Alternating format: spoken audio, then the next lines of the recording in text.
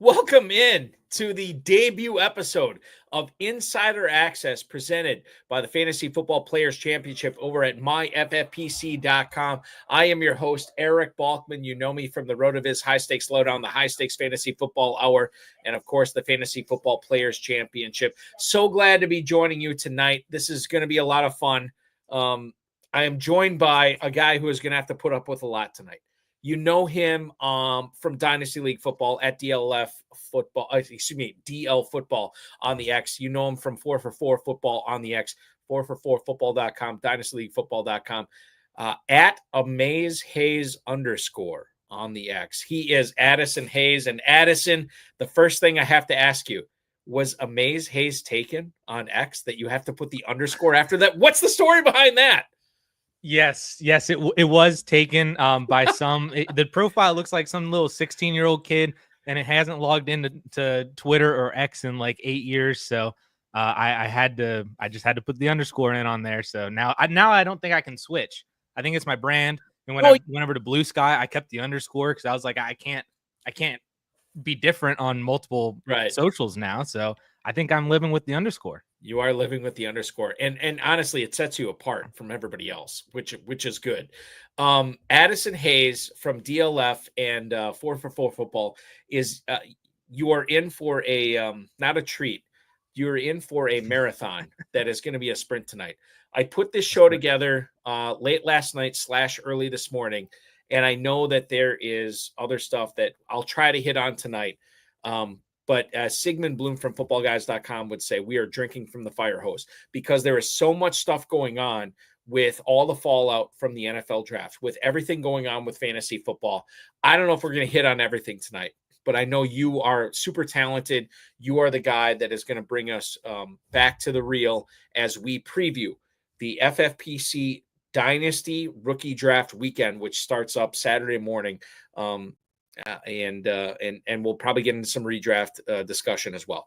The stuff I want to bring up at the top, we have launched at the FFPC, our FFPC Superflex and Best Ball Tournament. You can win $300,000 in the Best Ball Tournament with a $125 entry. Now, with a $35 entry, you can win $100,000 in the Superflex Best Ball Tournament. Bear in mind, the Classic Best Ball Tournament, we have added a $100,000 grand prize, excuse me, not grand prize, $100,000 prize runner-up. So even if you don't win, you can still win a six-figure grand prize. That is new this year. So make sure you're signing up at myffpc.com. We got 30-second clock drafts. We got 60-second clock drafts, 2-hour clocks, 6-hour clocks, whatever you want to draft in the FFPC Best Ball Tournament. It's available at myffpc.com. The FFPC Big Gorilla Tournament is obviously off and running. We've been doing that since, seems like 2 months plus now. $1 million grand prize. You will get a $50 discount on every third team you sign up with.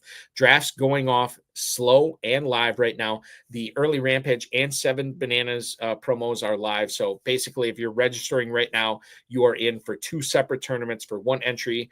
And the 7 Bananas promo is awesome. If you keep getting that 7 pick, 2, 3, 4, 5 times in a row, we're going to award you for that. We've already awarded as much as a main event prize, main event entry, which is a $2,000 plus prize there for a guy who has already hit 3 7 picks right in a row. So register for that, myffpc.com. Now's the time to play. We're at May 1st, 2025, and it's only going to get thicker. Now is the time to take advantage of this ADP that is new with the FFPC, with the NFL draft. FFPC main event also, we have slow drafts kicking off tomorrow. This is our flagship event, $1 million grand prize, $6 million plus prize pool. The early bird deadline is May 31st. If you want to compete against industry pros in the FFPC Pros versus Joes tournament, now is the time to sign up. We'll be doing a drawing. We'll select 36 players out of that, and not only will you be eligible to win an FFPC main event team for 2026, you're going to get $200 off your first team as well. Slow draft starting again tomorrow. Dynasty startups, we're going to get in a lot with that with Addison tonight. They range from $100 all the way up to $5,000, 1,800 plus leagues over the last decade and a half. None have ever folded. MyFFPC.com is where to go for that. Matt Deutsch is our producer tonight, the man behind the glass, pushing all the buttons. Let's get into the NFL Draft Fantasy Football Fallout. Addison, before I get into the individual players, let's wide scope this. What did you think of the 2025 NFL Draft from a fantasy standpoint? Was this a good draft? Was this a bad draft? Was this a mediocre draft? Did it not move the needle for you? How did you feel when you saw the players land on all these teams? How did you feel about the draft as a whole? Yeah, I got to be honest. It turned out to be, I think, a lot better than what I had initially gone into, or at least from where I had my expectations from when I started, draft season back in, at the end of the season in January and February up to the combine. I think that this definitely ended up being a stronger class than I had initially believed that it would be. Seeing the landing spots for, a lot of the really good running backs, especially, we got really good wide receiver landing spots for a pretty much, the top 7 or 8 guys. And there's still even a few more very interesting names. 2 tight ends going in the top 15 is phenomenal. And then we got an extra handful or so on day 2 and interesting spots on day 3. The quarterback class is kind of what it is, but at least we got our guy in Cam Ward and a couple other interesting names. So I think it's a very deep class. I find myself being much more excited, I think, about second round picks this year than I have in a couple years past, on top of the top talent that you can get in the first round. Addison, it's against my better interest, but I'm going to focus our first conversation tonight on the Bears. Because I'm a Packers fan, I live a couple of Jordan Love Hail Mary throws southwest of Green Bay. I was at the draft, and actually on Saturday, and the viewers probably don't care, but I'm going to brag about it. I got up to the 4th row on the stage on Saturday. It was a tremendous experience. I absolutely loved every minute of it. I was there for every single pick Thursday, Friday, and Saturday. And I want to focus in on the Bears here, because this was Ben Johnson's first draft as the head coach for the Bears. Let's talk about Luther Burden III right away. We know that the slot position for the Detroit Lions under Ben Johnson with Amon-Ra St. Brown was unbelievable. We know that Luther Burden III will probably be playing the slot position at least some of the time for the Bears going forward. Your thoughts on what we should be doing with Burden, who's kind of, I don't want to say a borderline first and second round pick in Dynasty League rookie drafts with the FFPC launching this Saturday. What do you make of Luther Burden going to the Bears here, knowing that Ben Johnson has no allegiance to DJ Moore, has no allegiance to Rome Odunze? We're going to talk about those guys in a second, but Burden's landing spot, kind of bullish on this, and I feel like everybody has been slow to catch up to it. How do you feel about it? You might want to put me in the slow to catch up camp, but I see all of the I see all of it, right? It's just, I don't know. This has been the hardest thing that I've had to wrap my brain around for the past, 4 or 5 days, of just what the heck do we do with Luther Burden? Because I have a modeling system. My modeling system grades him out as the wide receiver 3 in the class behind Tet and Travis Hunter. And it's kind of not really close between him and, the wide receiver 4, Emeka Egbuka, and then, you get Matthew Golden in there with the other first rounders, Higgins and Trey Harris, who are interesting seconds. And it's not really all that close, but I find myself subjectively putting Luther Burden behind those other guys. Not behind Matthew Golden. I don't like Matthew Golden, but behind, Jagan Higgins, behind Trey Harris, because I fear that he is not better than DJ Moore or Rome Odunze. And I don't know, we could say, yes, he's going to get the slot role, but if they're going to be running, they're not going to be running 11 personnel all the time. So is he going to be one of the 2 wide receivers that's out there when they run 12? They could also, have a lot of 12 personnel going on with Colston Loveland and Cole Kmet. Yeah. There's a lot of mouths to feed, that unless Caleb Williams is just all of a sudden, throwing for 5,050 every single year, that somebody is going to get kind of kicked to the curb.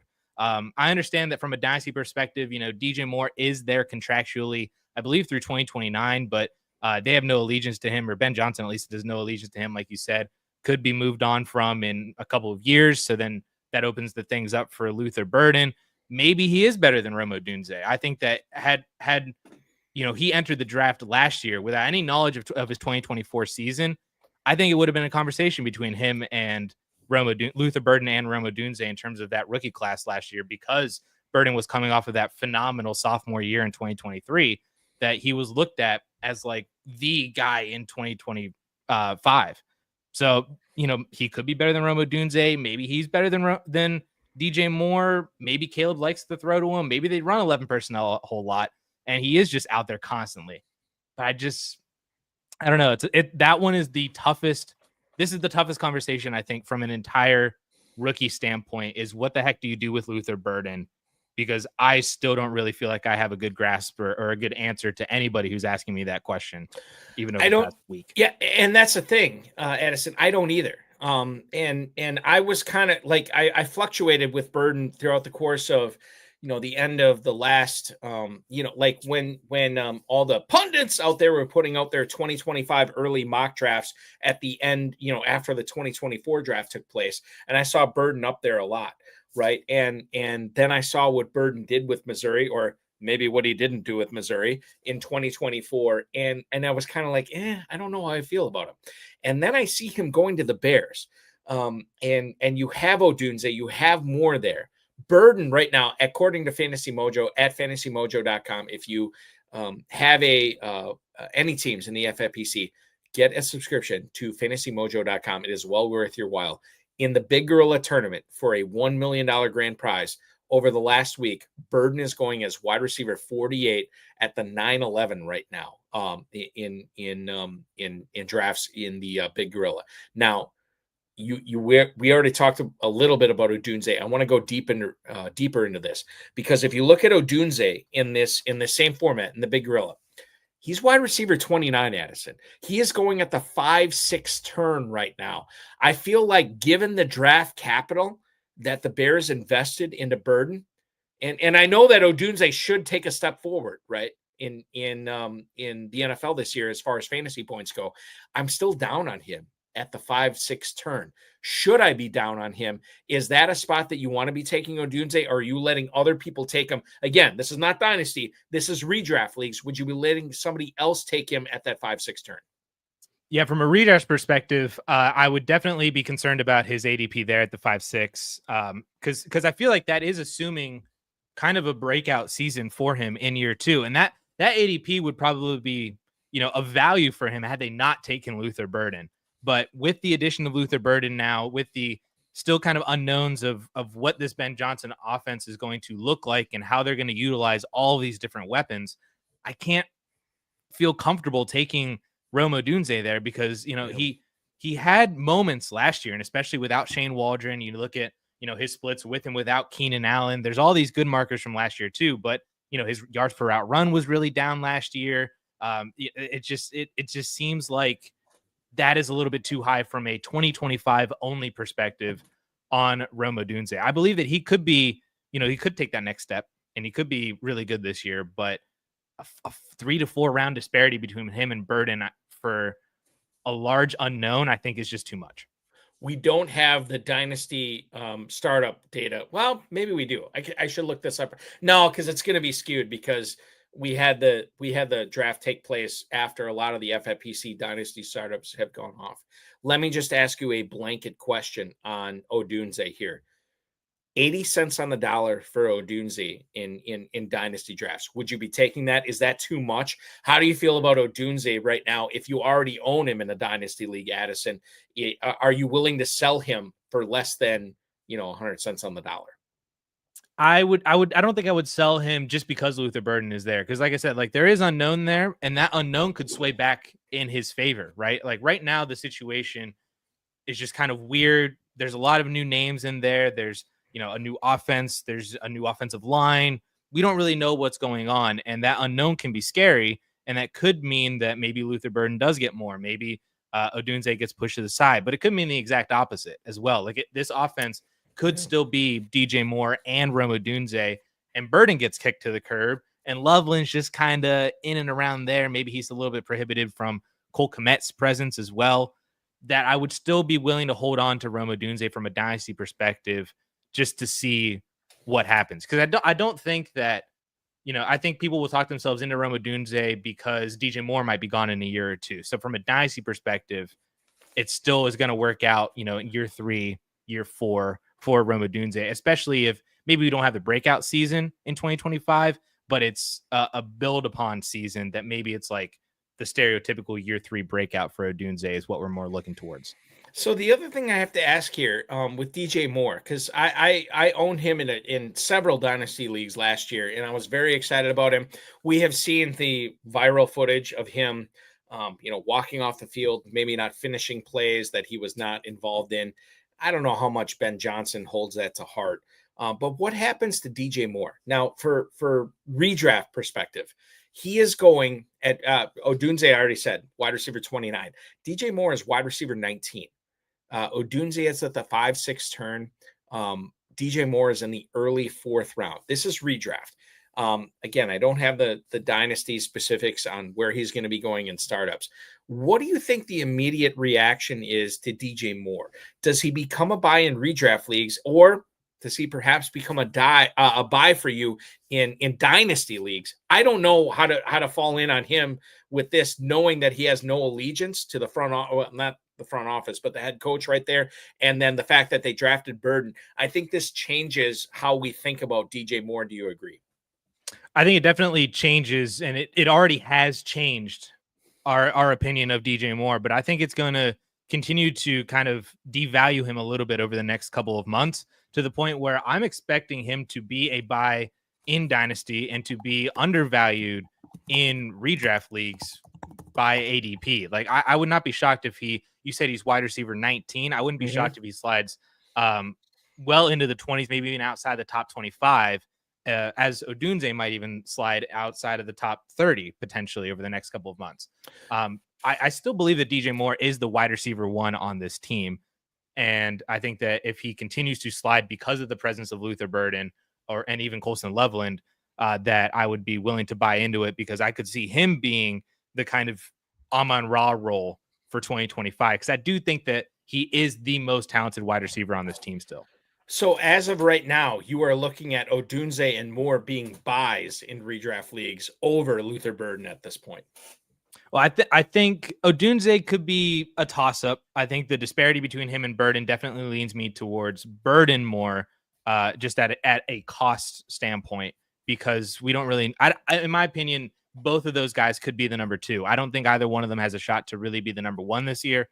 I think that still goes to DJ Moore. So that's why I'm still in on Moore, and I'm a little unsure about what goes on with Odunze and Burden at the moment. But with that cost disparity in ADP, I don't know how you don't pass up Odunze and just take the shot on Burden later. The Bears conversation rolls on here on Insider Access on the Better Sports Network. Addison Hayes, Colston Loveland goes to the Bears. Surprising some, but maybe not everybody, as the first tight end off the board. He goes at the 110 right now in the FFPC Big Gorilla. He is going at the tight end 11. This is redraft. This is at the 7-12 right now.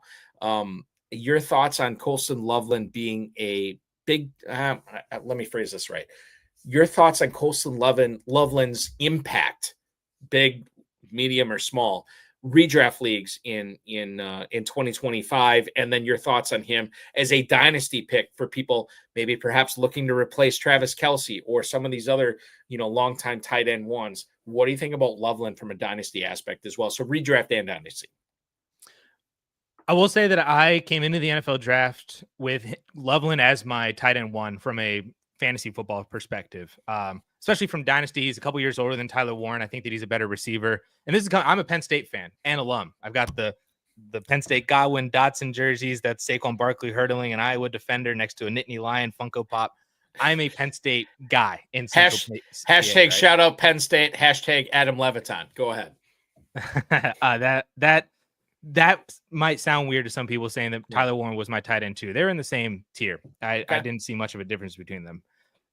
Loveland interests me a lot more, though, for fantasy this year, just because I think that offense is going to be a lot better.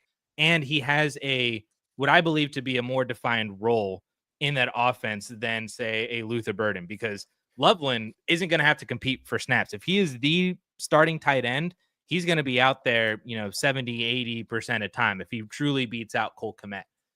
Whereas Burden might be living in this like 50, 60, maybe 70% range from a snap perspective.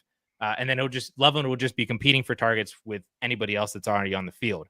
The way I've been looking at it is that if Loveland and Luther Burden both put up the same numbers this year as rookies as the third and fourth options behind Odunze and DJ Moore, they put up, 60 receptions for 700 yards and a handful of touchdowns. That is more impactful at the tight end position than it is at the wide receiver position. The wide receiver, that stat line for a wide receiver is, 20 other guys. That stat line for a tight end, that's a top 10 fantasy performance. It might not be like a weekly, I loved that fact that I started this guy every week, but that's a top 10 performance. I think his floor is very similar to like a Dalton Kincaid, where he's kind of maybe thrown into a really good offense, has a good quarterback situation, but there's also some other mouths to feed. He can be, a top target on any given week, but he could also fade to the side on any given week. But I think he also still has the upside to truly be a difference-making tight end. Not sure if he's going to work on that from a redraft perspective, but from a dynasty perspective, I'm still buying into Loveland for the long-term aspect of it. Tight end 11 in redraft, I don't really know how I feel about that one. I'd imagine he's probably still ahead of like Evan Ingram or Jake Ferguson or maybe a couple other more interesting guys that you can get a little bit later with a little bit more known production, probably better target share as well. So that I feel like that to me depends on who else is behind him. Shockingly enough, I'll bring it up right now.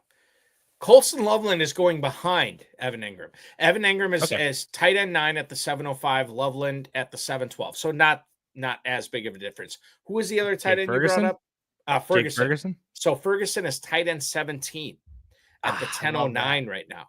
So that is a good value for you, given that, you think about this NFL draft, everybody's talking about the running backs, quarterbacks, not really, wide receivers, not really. Tight ends was kind of the secondary position in this draft that was flush with talent.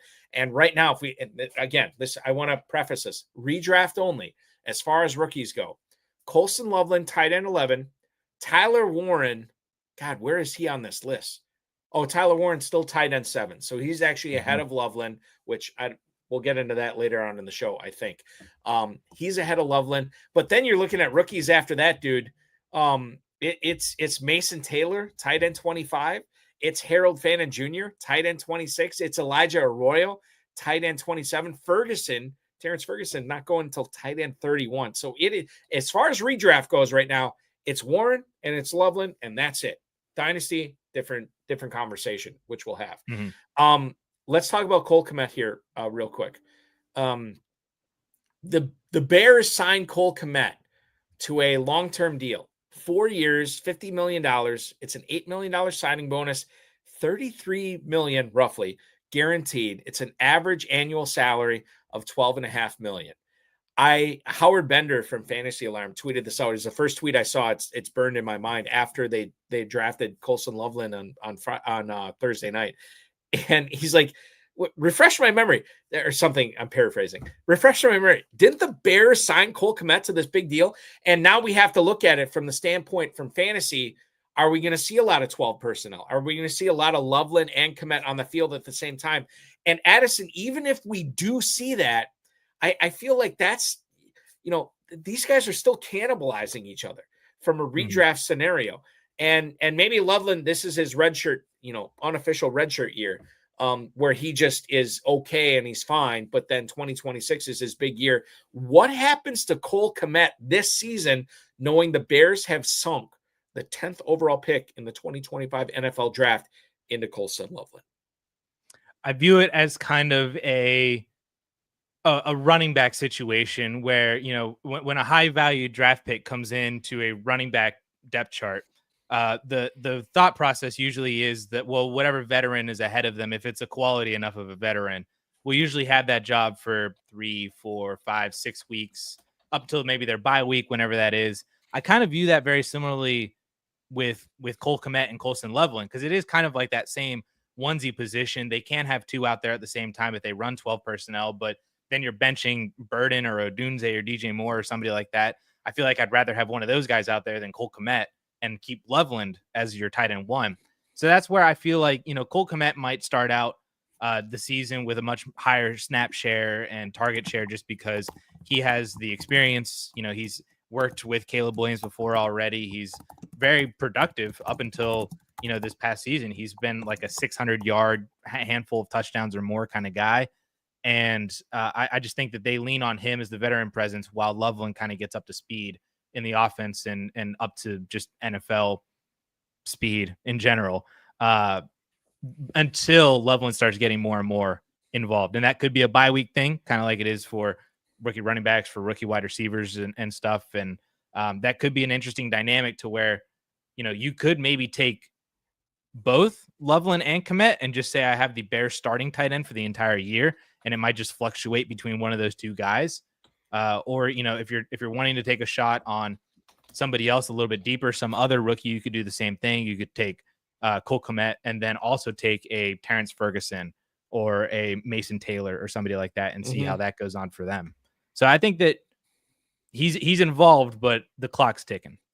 The clock is ticking. And I should have teased this better at the top of the show. So Addison and I are going to be pounding all these rookie landing spots for running backs, quarterbacks, wide receivers, tight ends. The final for the first two segments, the final segment of the show, we are going to go through I hope 2-round. It could be as much as a 3-round, depending upon how much time we have, which is probably not much, knowing how much I like to blab. We're going to go through at least a 2-round FFPC Dynasty Rookie Draft. So for tight end premium players in the FFPC, you're going to find out how we feel about Colston Loveland. You're going to find out how we feel about Tyler Warren, Terrence Ferguson, all these other tight ends that are going in the FFPC Rookie Drafts, which will be coming up in less than 24 hours on Saturday morning when all of them kick off. Let's stick with the Bears, as much as it pains me to say it, Addison here. Kyle Monangai was the first running back drafted by the Bears. We thought, I shouldn't say we, a lot of pundits thought that the Bears would invest in running back early on in the draft, knowing that Ben Johnson was with the Lions when they parted ways with DeAndre Swift. He went to the Eagles and now obviously with the Bears. He is the lead dog there. Roschon Johnson behind him. Let's talk about Kyle Monangai first, and we'll get to Swift and Johnson here in a second. Does Monangai figure into redraft or dynasty at all for you, knowing he was the 236 overall pick? In any event, it was a late 7th-round pick that the Bears invested into Monangai from Rutgers. Does he register at all for you in your dynasty rookie drafts? Barely. I mean, he is of interest. When I get into the 3rd round, especially, and then as we get into the 4th round, which I wouldn't draft Monangai until the 4th round. That I like to take the shots on these kind of rookie running backs, especially these handcuff guys, because I feel like they're more predictable in terms of how they could climb the depth chart. You actually know when you'd be able to start them, as especially for like DJ Giddens, for example. If he's the handcuff to Jonathan Taylor and JT goes down, you're playing DJ Giddens that week. That he's the starter. So that's why I love taking those rookie running backs a lot more than I do all these other wide receivers, because I just never really know when I'm going to play these wide receivers. Even if there's an injury ahead of them, that might not actually impact them all that much. Monangai is kind of in that same situation where, he's of interest because he's in kind of a depth chart that we already know Ben Johnson's feelings on DeAndre Swift, based on the fact that he, tossed him aside just a couple years ago for Jahmyr Gibbs. Roschon is there. He had upside, I think, coming out of Texas, but just hasn't really done all that much. Monangai, I don't think is anything special either, though. Like, if you look at his career, he's a 5-year dude out of Syracuse, didn't do anything until year 4, was also kind of inefficient. I know he had over 5 yards per carry as a full-time starter in 2023 and 2024, but I mean, 5 yards a carry in college is probably like 3.5 in the NFL. Like, that's not good. And I think he averages under 5 yards per carry over his entire career, which historically also not too good. So people have been shouting out Monangai as a very interesting name from a dynasty perspective. I think DeAndre Swift was, of course, a very big winner from this. Roschon, I don't think it's out of the question that he's just better than Monangai, and he beats out him for the RB2 role, or that kind of pounder 1B role if he's going to play the Monty role in Ben Johnson's offense. So he's interesting, but I just he's just the guy in there. He's not interesting. Like you're saying, he's interesting. He's not interesting, right? Yes, I kind of wanted to be nice about it, but yeah, No, listen, I can say with full confidence, Addison, Kyle Monangai and the Monangai family not watching this tonight. So you could feel free to let loose on all your Kyle Monangai hate. So let's get into this. And we got who was it in the chat? Pearson hanging out with us on YouTube.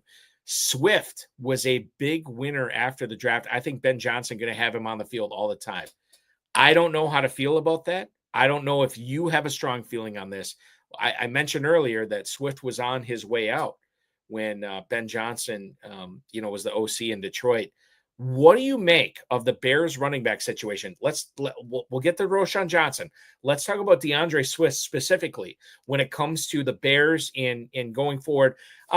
I don't know how much you want to center on Dynasty with this. I think this is more of a redraft thing, but DeAndre Swift is the lead dog in Chicago right now, Addison. How do you feel about him in redraft leagues like the FFPC main event, like the FFPC Big Gorilla?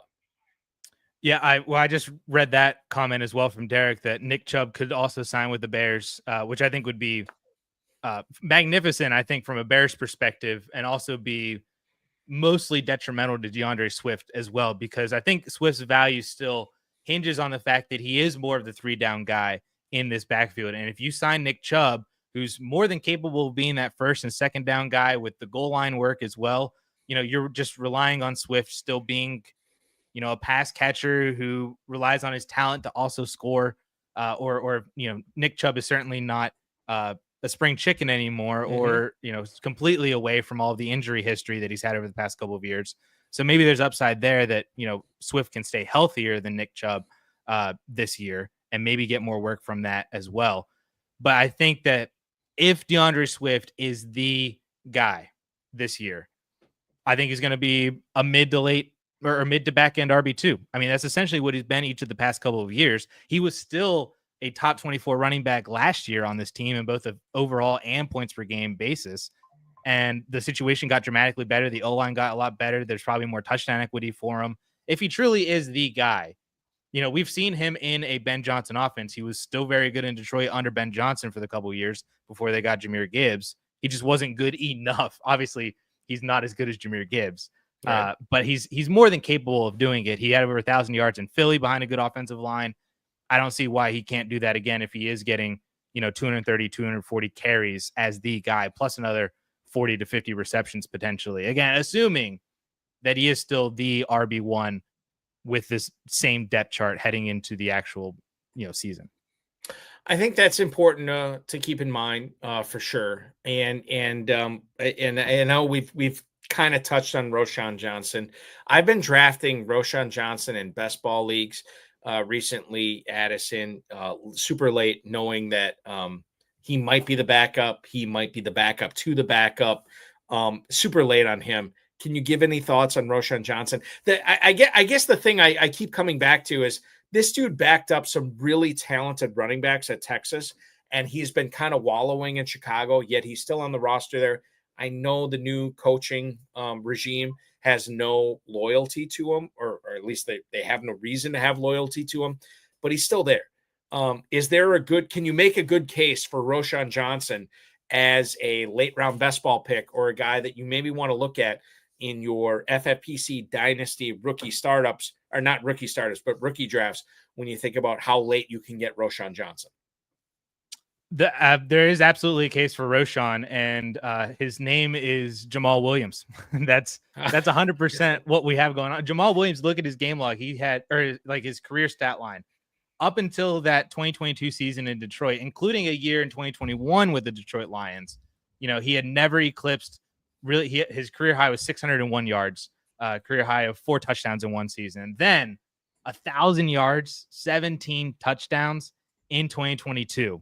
That is the complete upside for Roschon Johnson. That is why, I think it's more than fine to be taking him as a late round flyer in your FFPC redraft leagues, because I don't think he's going to hit that. And like I said, the year prior, he was in Detroit with DeAndre Swift. He had 150 carries for 600 yards and 3 touchdowns. But, just to have the ability to have the guy who could just be the goal line pounder have 10 or more touchdowns, that, he could be like how Zeke was a couple years ago with Tony Pollard on the Cowboys before he went to the Patriots. He had like 12 touchdowns. So if you're just, if he scores one touchdown every single week, you're going to be more than happy with him where you got him as that late round flyer. So let me ask you this: as we finally shift off of the Bears here, Addison, I want to go to the Steelers.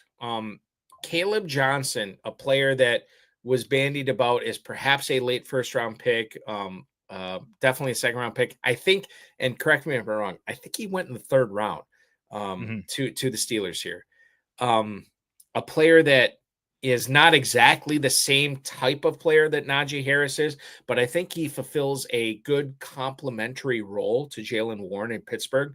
What do you make of Kaleb Johnson going to the Steelers, knowing that as of right now, Mason Rudolph is the starting quarterback there, knowing that Aaron Rodgers could be there, and knowing that they still have George Pickens, they still have DK Metcalf and Pat Freiermuth, but no Najee Harris? What do you make of Kaleb Johnson as a Pittsburgh Steeler? He is a better version of what Najee Harris has been for the past couple of years. I feel like the dynasty and the fantasy community just as a whole have been a lot higher on Jaylen Warren than the Pittsburgh Steelers have been for the past couple of years. Because he's not built for any sort of a workload either. And I think that's why, Mike Tomlin has always wanted to have this kind of RB1. That's why they invested first round draft capital in Najee. That's why they went after Kaleb Johnson, who my whole entire comparison for him all draft season was literally just Najee Harris. And it's a perfect situation. I'm a Steelers fan as well. So I was excited when they drafted Kaleb Johnson in the third round. They didn't have that second because they used that to trade for DK Metcalf. And I didn't think they were going to get Kaleb in the third, but I was very happy to see that they did. I'm not really so much worried about who the quarterback is, because I think that this team will just be competitive anyway. And I don't really think that Mason Rudolph is all that much worse than what we had last year with the combination of Justin Fields and Russell Wilson. He was moderately okay for the Titans last year. He had a couple 250-yard, 2 touchdown games, threw a couple picks, but that's just kind of where we're at right now for Mason Rudolph. The upside being, of course, is if they do sign Aaron Rodgers and the team is a lot better under him. I don't know if they necessarily will be. I think the true upside is if Will Howard's actually good. If Will Howard actually comes out, wins that starting job, and is actually like a good quarterback, like this year's version of Dak Prescott or something, which I don't think is out of the realm of possibilities. It's probably like a top 3% outcome, but not out of the range of possibilities. That would be the true upside for Kaleb Johnson in this offense to make it better and for him to have a lot more touchdown equity. But I think that just as it stands right now, he can be what Najee Harris has done for the past couple of years, or potentially be even more, because I think he's got a little bit more juice.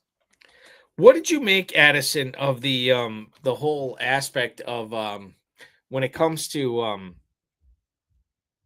let me take a step back. Before the Steelers drafted Kaleb Johnson, I don't know how many redraft best ball leagues you were in then. How are you handling Jaylen Warren? I think that's going to lead in my second part of this question is, how do you handle Jaylen Warren right now? For me personally, I was of the opinion, I didn't know they just get like a banger to complement Warren. I thought it might be a guy that's more of a 3-down back, more so than Kaleb Johnson. Now we know that they've gotten Johnson. How were you handling Warren in best ball drafts before that? And how much has it changed now, knowing that Johnson is a Pittsburgh Steeler for 2025 and beyond? I was already pretty hands off on Jaylen Warren. In the few best balls that I've done already so far, I was hands off of him from a dynasty perspective as well too. I had him in a video or two talking about him just being a dynasty sell because I expected them to draft somebody. It's just a very Pittsburgh Steelers thing to have done. They drafted Najee in the first round in 2021. James Conner was a 3rd-round pick. Le'Veon was a 2nd-round pick. Like, when they need a running back, they just go get a running back. And I did not think that, Jaylen Warren was going to be the answer for them, even with the 2nd-round RFA tender that he had. So I was pretty hands off of him already, and I'm going to continue to be hands off of him for the most part, unless he really, really falls. But I feel like if he were just to fall any further, I'd rather look for a guy, who has more of an upside to take over a backfield, a la, I don't know who this guy is right now, but I would try to find somebody as this year's Chase Brown or this year's Bucky Irving. Take a shot on a rookie, take a shot on somebody else with a little bit less known around them. than I would Jaylen Warren, who I think has told us over the past couple of years exactly who he is. Yeah, and they have. He's told the Steelers, he's told the NFL, he's told everybody. So I'm totally on board with you with that. Okay, let's get into, and this is spicy here because I know you have a strong take on this. The Dallas Cowboys eschewed Amarian Hampton. They did not take Caleb Johnson. They did not take any of these other, Travion Henderson, Quinshon Judkins. They didn't take any of them. They did, however, wait till day 3. They took Jaden Blue. They also took the pride of Clemson, South Carolina, Phil Mafah. Before we get into Javonte Williams, I think you were of the opinion that people are overrating Jaden Blue and underrating Phil Mafah. Let's hear your explanation on this. Yeah, you saw my tweet, didn't you? I did. That's how I crafted the show. And I think that you are, quite frankly, you would probably agree with me. You are in the minority on this because there is a lot of people talking about Jaden Blue, even sneaking in to the back end of the second round of FFPC rookie drafts coming this weekend. And you're like, dude, that is a mistake. Tell us why. This is not an anti-Jaden Blue argument to a degree. I think that he is a phenomenal running back, highly explosive. And I don't think that me being higher on Phil Mafah means that, Jaden Blue can't also be relevant or can't also be good for fantasy, because he literally just could be a guy that catches 50 or 60 passes, takes a couple of them to the house because he's that fast. And, he certainly is the way more electric running back of the two that they drafted this year.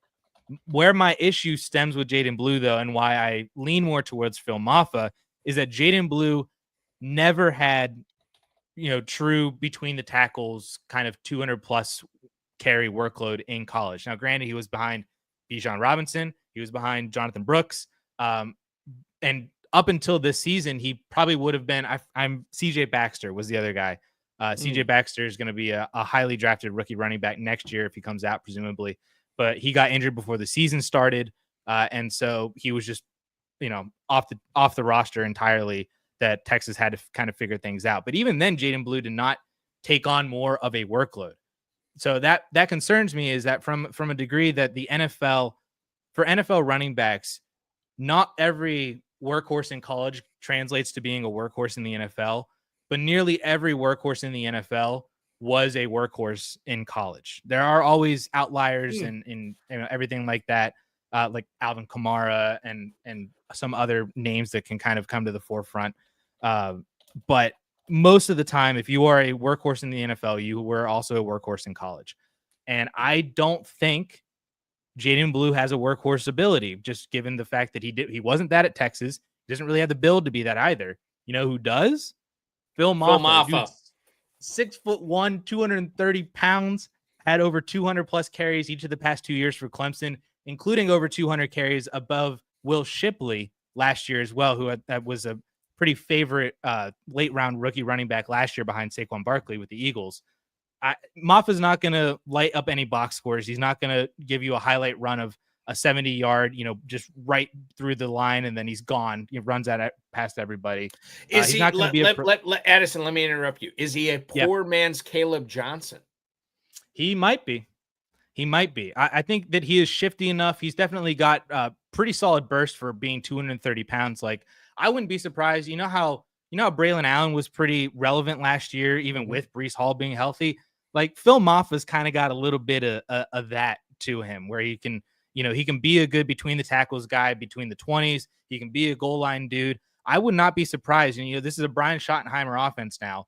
Brian Schottenheimer used undrafted free agent Chris Carson in the Seattle Seahawks offense above Rashad Penny, above Travis Homer, and CJ Procise as well. He used undrafted free agent Chris Carson, who was very similarly sized and speed to Phil Mafah, and he was a top 15 or top 20 running back each of the past 3 years, I think, including one RB1 season and one top 15 season with Seattle. So if you're looking for the upside shot to get the starter for the Cowboys for the next 3 or 4 years as maybe like a new Jordan Howard or a Dameon Pierce or something like that, that is Phil Mafah. That is not Jaden Blue to me.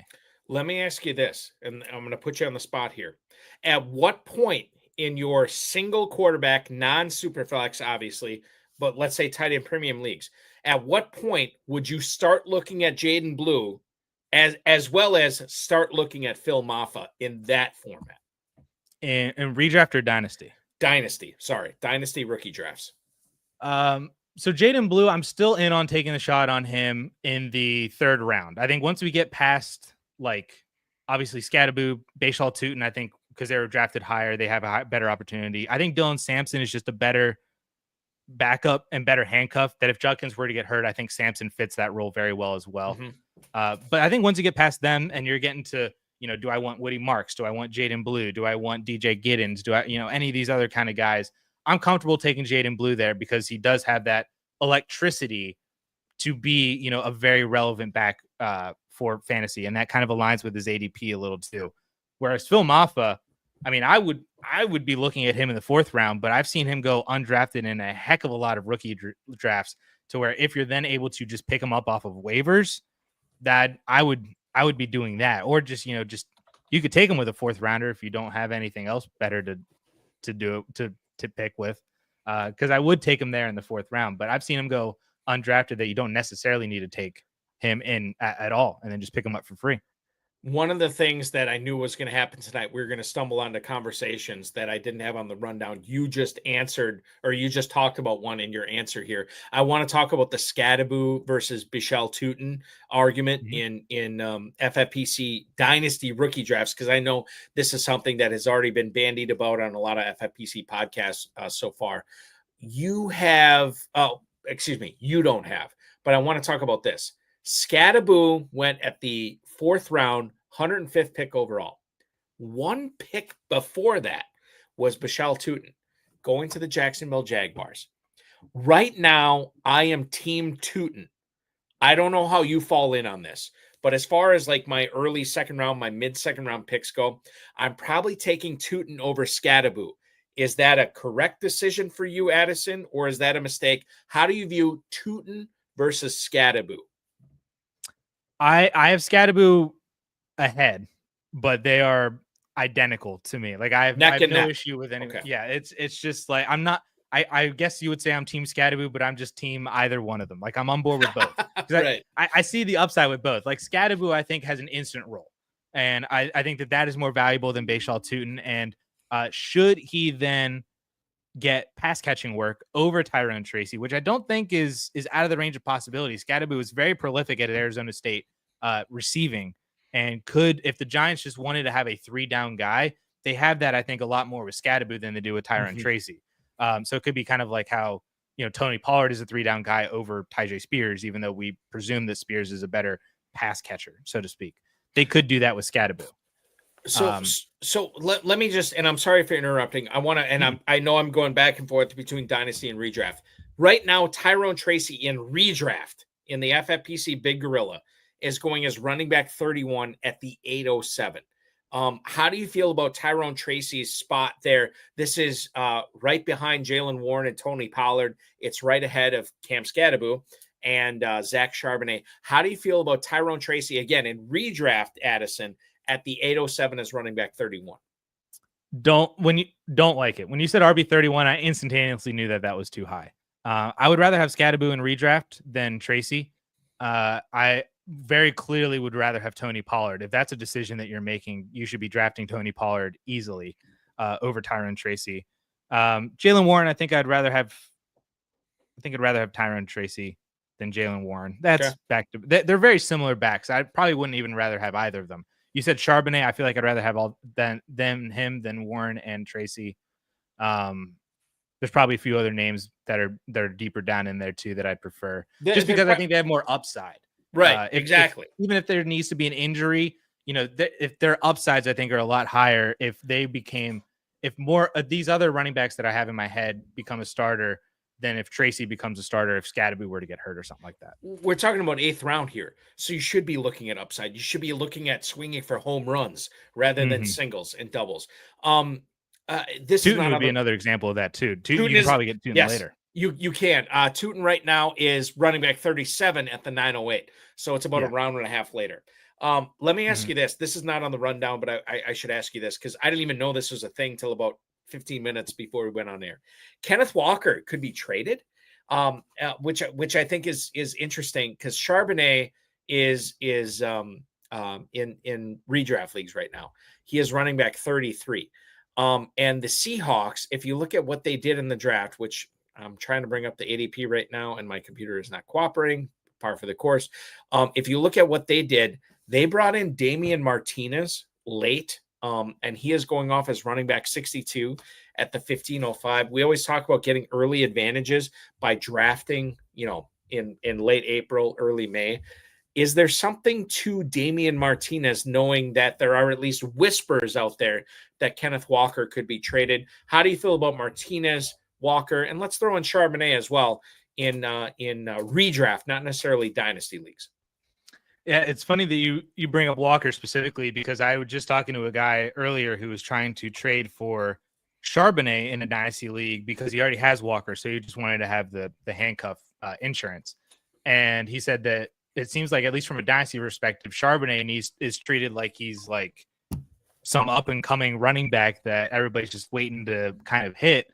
And I said I didn't view him that way. I think he's been overvalued for a few months because I just think he's a handcuff.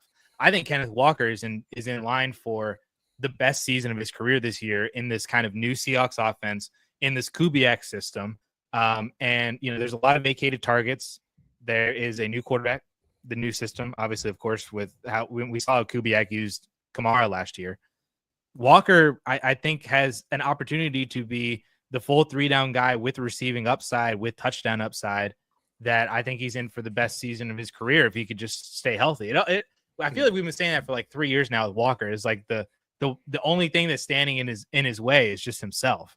But I truly believe that if we give him 15 plus games, that this would be the best season that we have for Kenneth Walker. And then Charbonnet is just mainly just a handcuff.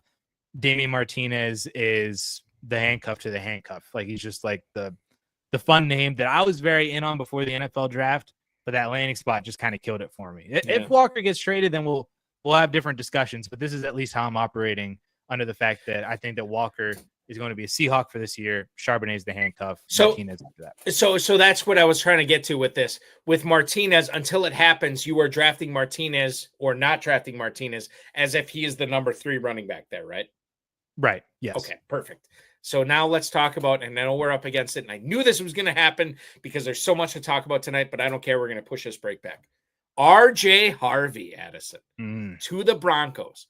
I was bringing this up on my Friday night show prior to the NFL draft, which actually aired on Wednesday. And I was saying, like, look, if this guy is drafted in the second round by the Broncos, we're talking about maybe top 10 redraft upside for running backs here. And lo and behold, what happened? He was drafted in the second round. The Broncos, if you look at Sean Payton's history, and I guess I'm picking and choosing here, but if you look at Sean Payton's history, drafting running backs with the New Orleans Saints, they are insane as far as how they turned out their rookie year. I know RJ Harvey is old. You can make the case of and I think the wrong case, and I'll let you weigh in on this. I think the wrong case on RJ Harvey to make is like, oh, he was he's already old coming into the NFL. That's fine for running back. The thing I worry about is he's an old running back who beat up on 18, 19, and 20-year-old guys right in the pros. That is more of my concern, not the how long he's going to last in the NFL. RJ Harvey is a player that I have seen in many, not even mock drafts, but real NFL dynasty rookie drafts, going at the back end of the first round, the early part of the second round, knowing that they don't have anything in Denver besides RJ Harvey as a bona fide number 1 running back there. What do you think his hit rate is going to be? Not hit rate's the wrong word. What do you think his fantasy possibilities are for both redraft and dynasty? Is what we think is going to be the lead back in Denver, not only this year, but perhaps multiple years to come. Yeah, the Denver landing spot is really what's vaulting him up here, because like you said, like if he hits, and in this Sean Payton offense, that even last year, Javonte had what, like 60 targets or something last year? Like Javonte, it was horribly inefficient. Javonte Williams had like 60 plus targets last year, something crazy like that. If that's what RJ Harvey's going to walk into on top of another 220 plus carries, I mean, that's just insane. I do like him a lot more from a redraft perspective than I think I do a dynasty perspective, because dynasty, he is 24 years old. No, you probably shouldn't be looking at running backs past, 2, 3, especially 4 years anyway. But man, is that definitely something that is at the top of my mind when you're thinking, should I be drafting RJ Harvey or should I be drafting Caleb Johnson, which is a very common decision to be making in rookie drafts right now. And when you're looking 4 or 5 years into the future, RJ Harvey is going to be 28, 29 years old, and Caleb Johnson is going to be like 25, 26, like that they could both be out of the league by that point. But it's also nice to know that, Caleb Johnson is probably going to get at least another 2 or 3 year deal after, his initial rookie contract, whereas RJ Harvey, it just might be the end for him, So yeah, that's exactly. It is tough. And then from the other part of that, I don't love from a dynasty perspective is that he seemed to have been overdrafted. Kyle Borgognoni just put out a fantastic chart that basically just showed, here's all the running backs over the past, 7 or 8 draft classes that were overdrafted by more than 20 spots compared to consensus, like big board ADP. And the list is not very good. It's got some Kerryon Johnsons in there. It's got some other, just these guys weren't it. It's got some hits. James Conner was on there. Jahmyr Gibbs was on there because the Lions just traded so far up into the first to get him. He was still a first round talent. They just traded up farther into the first than what we thought that he would go. So there are some hits on there, but there is a lot of other not so great hits or misses, I should say. So I do worry about that from that perspective. But from a redraft perspective, I definitely do think that an RB1 season is well within his range of outcomes. Like I said, it's just that offense is just so good. And the situation for him is so good that he doesn't need to be all that much more than just what he kind of has been. And he could be very, very good from a fantasy perspective for 2025. For what it's worth, and I like to do this when our guests like Addison Hayes drop a name like Kerryon Johnson on the show. I like to say, hey, what is this guy doing now? Kerryon Johnson was drafted in the second round of the 2018 NFL draft 7 years ago. This dude is now a running, and I don't want to disparage Kerryon Johnson. I'm just saying what's going on. He is the running backs coach for East Tennessee State University, played at Auburn 7 years ago, was drafted in the second round. He is now a college football coach. Addison, if that doesn't make you feel old, I know it will. Kerryon Johnson, dude. Good call on you. All right, let's do this. Last thing I want to bring up here, and it's Ashton Jeanty, so it is what it is. Before the NFL draft, a lot of people are saying even in Superflex leagues, he was the 101. He goes to the Raiders at the 106. No surprise there. I guess somewhat of a surprise, given that a lot of people thought he was going to be going to the Jaguars. The last couple of days before the NFL draft started, Jaguars make the move to get Travis Hunter. We'll get to that in the next segment. Ashton Jeanty, the Raider. No competition there. Is he in your Superflex Dynasty rookie drafts, Addison? Is he your 101? And how high would you take him? Is he a first-round pick in redraft leagues with single quarterback? Yes to both. the from a dynasty perspective, the only alternate formats that I have found to where I've said I would draft somebody other than Ashton Jeanty in dynasty is if I've seen some people say, well, I'm in a 14 or 16 team super flex dynasty. And I'm like, well, everybody there doesn't even have 2 starting quarterbacks. So yeah, take Cam Ward. IDP leagues get interesting with Travis Hunter, especially in those leagues where he has defensive back eligibility, so you could throw him into your IDP slot. Not just that you're getting his IDP points, but you could throw him into your defensive slot, and that I think is insane, especially if he's playing defensive back, which from an IDP standpoint, from what I remember, not an IDP expert, but those are generally not a very high production position because they're very reliant on pick sixes and whatnot because they're not getting a bunch of tackles. Those are the only 2 alternate formats I found where Ashton Jeanty's not the 101. But in all 98% of the other ones, it's so easy, dude. Just take the layup. Be happy about it. I feel the same way in redraft too, with him being, a first round pick. Like, I think that he should be a top 3 or 4 drafted running back in redraft. Like, he's that good and is in that good of a situation. So in redraft, he's a back end of the first round pick for you? Ooh. Yeah, it's too low. Oh, it's too low. Is he a mid first round pick in redraft for you? He should be like 105, 106, 107, somewhere around there. Like Bijan, Gibbs, and Jeanty. Yeah, I'm trying to think of who else it would even be. Barkley. Oh yes, okay. So yeah, I knew I'm missing somebody. Right? Yeah. No, you got Barkley up there. I mean, like, okay. So if we were to do this, we mentioned Robinson, Gibbs, Barkley. The next guy is probably, according to FFPC data at fantasymojo.com, the next guy in redraft leagues doesn't come off the board to the early second round. That's Christian McCaffrey. Yeah. Yeah. I like Christian McCaffrey a lot too, but I think Jeanty should be and probably will be, because I think people are done with CMC. Okay. So here's what it is. In the big gorilla, $1 million grand prize of the FFPC, Jeanty is 108 on average. The next running back down, McCaffrey at the 202.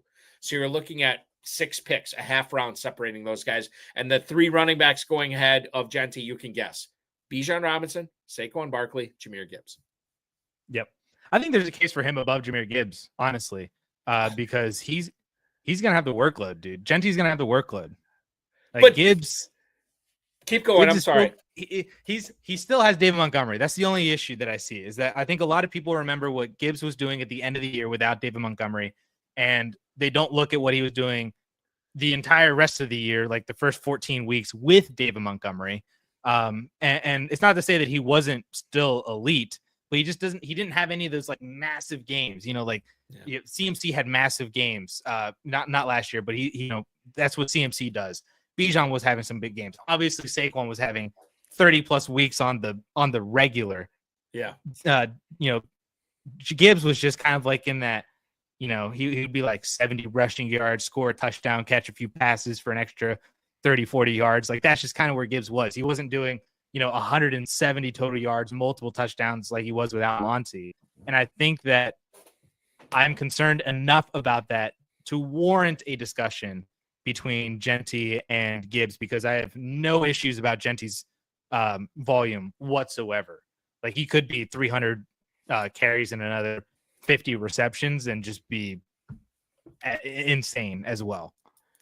Theo Greminger, longtime FFPC player, said this towards the end of the 2024 season. He said, look out for Jahmyr Gibbs going as the 101 pick, not in all drafts in the FFPC, but in some of them, because to your point, Addison, they're going to remember what Gibbs did at the end of the season, not remembering that Montgomery was hurt, and now he's at the 103 on average. So we could see him go up. We're going to see. We've already seen him as the 101 in some drafts. We're going to see him as the 101 in other drafts going forward. My God, I wish that I said this last week or 2 weeks ago, or whatever it was. I wish this was a 3-hour show. We're already halfway through it. We have so much more to get to. I have to talk with Addison Hayes from Dynasty League Football and 4for4 about Brashard Smith, about Emeka Egbuka, about Travis Hunter, for God's sake, Tahj Brooks going to Cincinnati. But the thing is, I want to lead off the next segment and tell you about a sleeper tight end that, quite frankly, not a lot of people other than Addison Hayes is talking about right now for your FFPC rookie dynasty drafts. That's coming up next. Dynasty startups going on at myffpc.com. $100 to $5,000 for your entry fees. 1,800 plus leagues over the last decade and a half. None have ever folded. Sign up now at myffpc.com. And one of those tight ends you want to focus on in your dynasty startups, even in your dynasty rookie drafts, we're going to share that with you in a little bit. Addison Hayes, Dynasty League Football 4for4. I am Eric Balkman from the FFPC. You are watching Insider Access live on the Better Sports Network. What's up, everybody? Andrew Cooper here of Fantasy Alarm, and I'm here to talk to you guys about how to take advantage of your takes now that the NFL draft is over. I got them. You got them. We've all been thinking about ways to go with this rookie class, maybe even ways to get away from the rookie class, to go with the older veterans, to take advantage. Dynasty Startup Leagues at ffpc.com. My FFPC, that's the place to play. That's where you can go in and you can load up on the rookies from this class. If you love Ashton Jeanty, if you love a Marion Hampton, if you're fired up about Pat Bryant, whoever it is, you can go in and get all these guys now and have them for their entire careers. Now is the time to get in and do it. Or if you don't like these rookies, if you think it was stupid that the Bears took Colston Loveland, if you think Emeka Egbuka is going to be buried behind Mike Evans and Chris Godwin for years and years, flip it. Go in and draft veterans. Go in and draft guys now while everybody else is going for picks and players and prospects. Load up, put your name on the trophy and the money in your pocket right now. And the best place to do it, where I do it, where all the experts do it, FFPC, myffpc.com. And when you use promo code ALARM, they'll give you $25 when you deposit $35 or more. So get in there now and do a dynasty startup draft. Draft your team, show everyone that you would have dominated the real NFL draft, that you're the real best GM, and win some money over at myffpc.com now. Eric Balkman live on the Insider Access FFPC show, brought to you by the Fantasy Football Players Championship on the Bear Sports Network tonight. Play the FFPC Best Ball and Superflex Best Ball tournaments. A $300,000 grand prize in the Best Ball tournament at a $125 entry. A $100,000 grand prize and a $35 entry in the Superflex version. The Best Ball tournament normally did not have a six-figure grand prize. This year it does. $100,000. You don't even have to win it. Don't win it. Take second place. You're going to get a $100,000 grand prize, $100,000 prize there. Drafts are available with 30-second, 60-second, 2-hour, and 6-hour clocks over at myffpc.com. That is where to go for that. We have been talking Dynasty. We have been talking redraft, and we're going to talk about, I don't know, a little bit of both here with one Addison Hayes from Dynasty League Football, 4for4 Football. Follow him on the X at AmazeHayes_. You have looked at all the tight ends in this year's class, which I think is the second best position behind running backs, Addison, in this year's NFL draft. You've looked at Loveland, you've looked at Warren, you've looked at Ferguson, all these guys, right? But one of the guys that I think is forgotten, and you have not forgotten about him, is the guy in Los Angeles catching passes from Justin Herbert. Why do we need to remember NFL bloodlines? Oronde Gadsden, Oronde Gadsden Jr., Oronde Gadsden II. Why do we need to remember him in Los Angeles this year as a guy not only for Dynasty but redraft as well? Yeah, not a lot of people know who Oronde Gadsden is, but he is a multi-year 900+ yard, 6 to 7 touchdown guy at Syracuse. So, he didn't do much as a freshman, 900 yards and 6 or 7 touchdowns as a sophomore, got hurt as a junior, didn't really do anything, but then right back to it with Kyle McCord and a much better Syracuse offense in 2024, 900 yards, 6 or 7 touchdowns, whatever it was. He just started out as a wide receiver. So I believe he was a wide receiver for that first sophomore year. Then he transitioned over to a tight end position. And I mean, he's my upside comparison for him is literally Darren Waller. Like that's where he's at, because he doesn't really do all that much inline blocking. That's not him. He's a wide receiver convert, but he is a really good wide receiver for the tight end position. And then you give him, oh my gosh, the landing spot with Justin Herbert as the tight end 1. Oh my goodness, dude. I know like Will Disley's still there. They signed Tyler Conklin in the offseason, but those are not names that we should be truly scared of. It's not like he's Michael Mayer behind Brock Bowers, or anything like that. Like he has to just jump over those two guys. And if he is actually that good, and I think if you watch the phone call of Harbaugh talking to Gadsden, I mean, they traded up like half a round to get him in the 5th round. And Harbaugh was like, dude, you're going to be used immediately. And that's what I'm excited for, is a pass catching weapon in the Chargers offense for Justin Herbert that nobody knows about. Right now, Gadsden and the big gorilla I'm talking about here, Gadsden not even being drafted. You're looking at Conklin as the top Chargers tight end draft pick at tight end 32 at the 16-17 turn. That's going to change. Gadsden has the bloodlines, obviously, with his dad being a former receiver for the Miami Dolphins, and Super Bowl literally winner, I might add. Super Bowl winner. He won a Super Bowl with absolutely. the Cowboys. He did, yes. And he embodies the whole 2025 NFL move tight end. So there's a lot to like about OG2 being drafted by the Chargers and hopefully being drafted by your rookie and redraft leagues. We talk about survival for running backs in this draft. Pat Fitzmaurice from Fantasy Pros, I know, was famous for saying this NFL draft was going to usher in a retirement party for a lot of the veteran running backs that will no longer have roster spots on a lot of these teams. One of the players one of the teams, I should say, that we were looking at as far as, the veterans there not, being able to hold off the rookies was Cincinnati. But Chase Brown, Addison, seems to have held off here. We're going to talk about Chase Brown in a second. What do you think Tahj Brooks' role is going to be in Cincinnati, given that he was I believe the only running back taken by Cincinnati, and he didn't go until the 193rd pick in the 6th round in the NFL draft. This is a guy that a lot of people, and I don't know how you felt about him pre-draft or pre-NFL draft, whatever. I don't know how you felt about him then, but this is a player that I think a lot of pundits out there were very excited about going into the NFL draft. He goes in the 6th round. Talk about his role both in Dynasty and in redraft leagues here in 2025. I liked Tahj Brooks a lot pre-draft. To answer that first question, he wasn't a guy that was like, oh, he's a sneaky like top 5 dude or whatever in this class, but he was. Every year before the NFL draft, I have a list of running backs that's maybe a handful of guys that I'm like, I'm just very curious on where these guys go because they grade out pretty well on my model, and if they get really good handcuff draft capital or even that ability to climb a depth chart initially in year 1, I want to be paying attention to that. And Brooks was on that list this year. So I think that he has a very interesting role in Cincy to where I don't think Zach Moss is all that difficult for him to beat out if Brooks is actually as good as what he was at Texas Tech, which was phenomenal, by the way.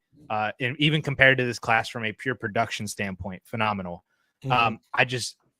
I don't know if he's better than Chase Brown because in 2023, Chase Brown was on that list for me as well heading into the NFL draft. Love that he went to the Bengals and was just behind Joe Mixon and, got that opportunity then last year and broke out with it. I mean, it was perfect. And I think that Tahj Brooks is kind of Chase Brown 2.0, essentially. It reminds me a lot of like how the Rams drafted Blake Corum last year because Corum just feels like a replica of Kyren Williams. And that didn't impact Kyren at all. So I don't think that Tahj impacts Chase Brown at all. So I'm still very confident in Chase Brown. But if anything were to happen to Chase Brown, I think Tahj Brooks' upside is massive in that offense for the weeks that he should be the starter. Like I said, I don't think it's all that difficult for him to get over Zach Moss. Okay, so then we have to talk about this here. Tahj Brooks. Okay, you've already made your point clear on him. Chase Brown, running back 13. Going on average at the 308 right now. If you are drafting, as many of us are in redraft leagues where you're just going for injury away type guys, you would 100%, 100 times out of 100, 10 times out of 10, whatever, you're taking Tahj Brooks over Zach Moss as the guy behind the guy in Cincinnati behind Chase Brown. Correct. Yes. Okay. No problems there. Chase Brown, this is not affecting his redraft ADP at all for you. No, honestly, it's probably a win for him because massive. Yeah, I mean, he was a 5th rounder. Chase Brown was a 5th rounder a couple years ago. So sometimes I like to make the argument for these kind of day 3 guys that, even if the team invests like a late 3rd or even an early 4th, sometimes that's higher draft capital than what they invested into that running back. And, the odds were even higher with Chase Brown being the fact that he was a 5th rounder, but that they invested less into Tahj Brooks than they did into Chase Brown. So I think that's kind of funny. I don't think he impacts Chase Brown at all. It just is, Khalil Herbert didn't impact him last year. Right. So give the ball to Chase Brown. Good things happen. I think about this from a Christmas standpoint, Addison, where a lot of people were looking forward to Chase Brown being the unopened present under their tree for the fantasy playoffs. And it happened. And now you have another potential Christmas here happening at the end of April. And it happened again, where there was no Cincinnati running back that presented himself in the first round, second round, third round, or whatever. So now you have another gift you are opening, and it's Chase Brown, and it's glorious under the tree. I have Chase. I invested heavily into Chase Brown in many of my dynasty leagues last year. I'm very excited about what he is going to be going forward, and I'm not looking to trade him at all as well. Now, I have to bring this up because the big story from night one of the 2025 NFL draft was the trade Cleveland made with Jacksonville. Jacksonville giving up a mint to get up to the number 2 pick to select Travis Hunter, who was going to be a cornerback and wide receiver for the Jaguars. Now, let's talk about I'll get into the Brian Thomas Jr. Discussion in a little bit. Let's talk about Hunter solely from where he is landing in redraft and dynasty rookie drafts right now. Hunter is a player that we have been told by Gladstone, we have been told by Cohen, he is going to be a wide receiver first over a cornerback. How much are you buying into this, and how high would you take him in your rookie dynasty startup? Is he as good as the 102, or would you be knocking him down a few notches? Addison, how do you feel about Hunter from a dynasty standpoint? I love Travis Hunter from a dynasty standpoint. He is an elite talent at the wide receiver position. And I don't understand all these people that say that he's not or anything like that, blah, blah, blah, blah, blah. He's an elite wide receiver talent. In my modeling system, so he tied with Ted McMillan for the wide receiver 1 for this year. But if you look historically at where he's also being valued, he is being valued similarly to BTJ last year. He is in the same range as CeeDee Lamb, Justin Jefferson, and A.J. Brown, and Odell Beckham Jr., and Julio Jones as a wide receiver. So, so that's, and people might be like, oh, your model's broken. But I mean, it's done very well for me. And that is where Travis Hunter is grading out as a wide receiver prospect. Tet is as well. So if I don't know if we get to a Tet McMillan conversation or not, but I like Tet McMillan a lot in Carolina as a nice aside. Hunter, I think, is going to be phenomenal. I don't have any issues with him. I don't have any issues with BTJ. I think they're both going to be great. Are you mad that you have T. Higgins because they have Jamar Chase? No.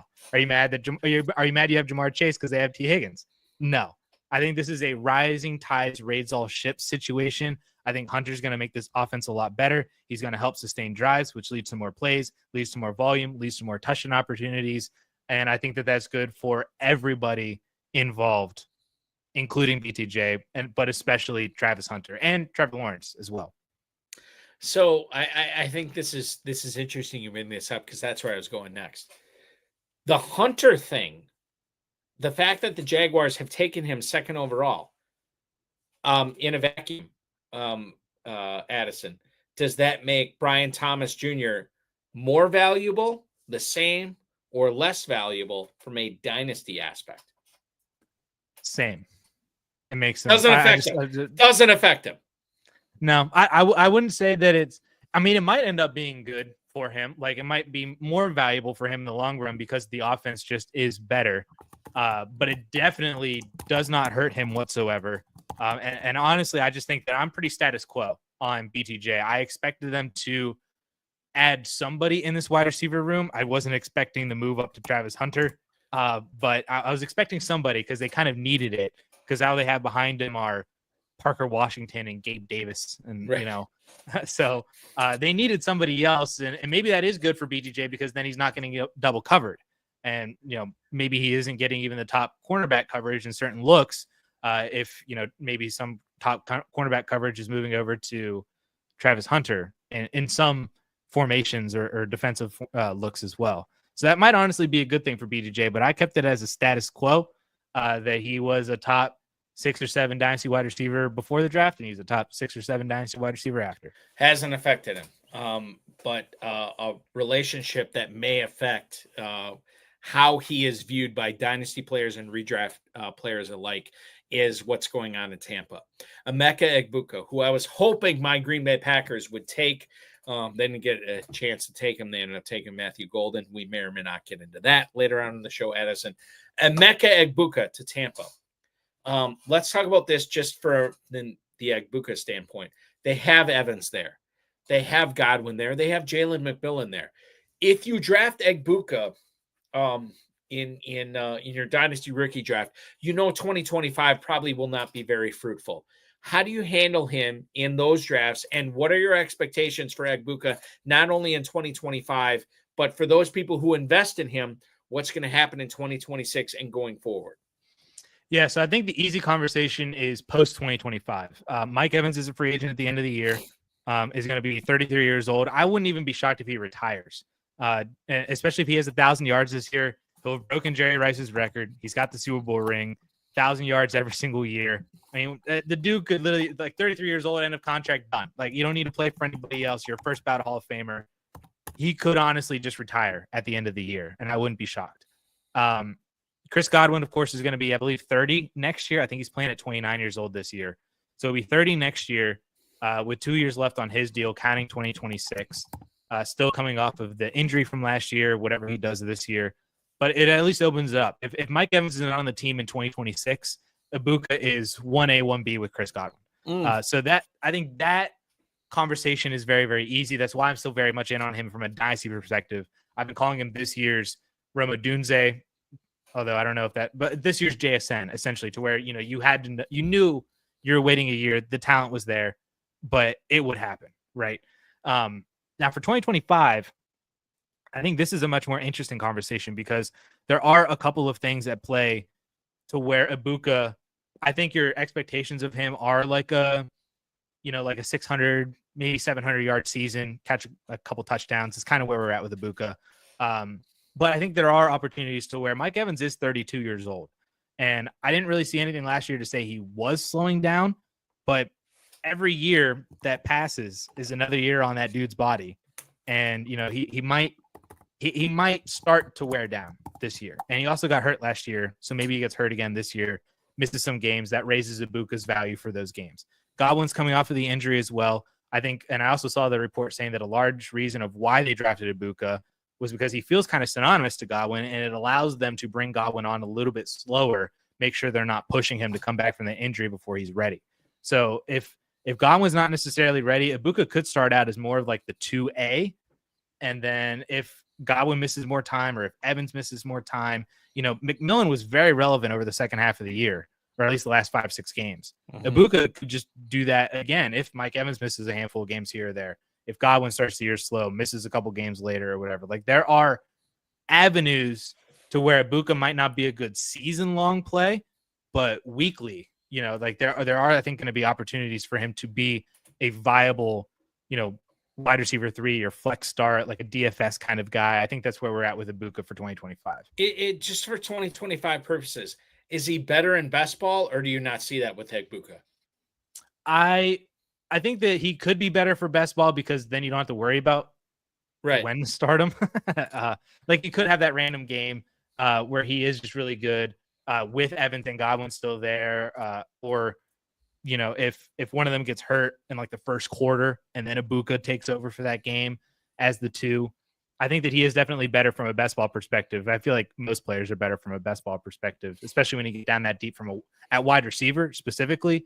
Yeah. That it is better from a best ball perspective because then you don't got to worry about when to actually start them. You just let the chips fall where they may. Michael Kinzel, watching us on YouTube tonight, Addison had a question with Jalen McMillan. Is he worth holding on to in dynasty deep leagues? Like, you know that he's probably going to be the number 4 receiver after the addition of Egbuka. I am of the opinion that I would rather roster an injury away type running back over McMillan.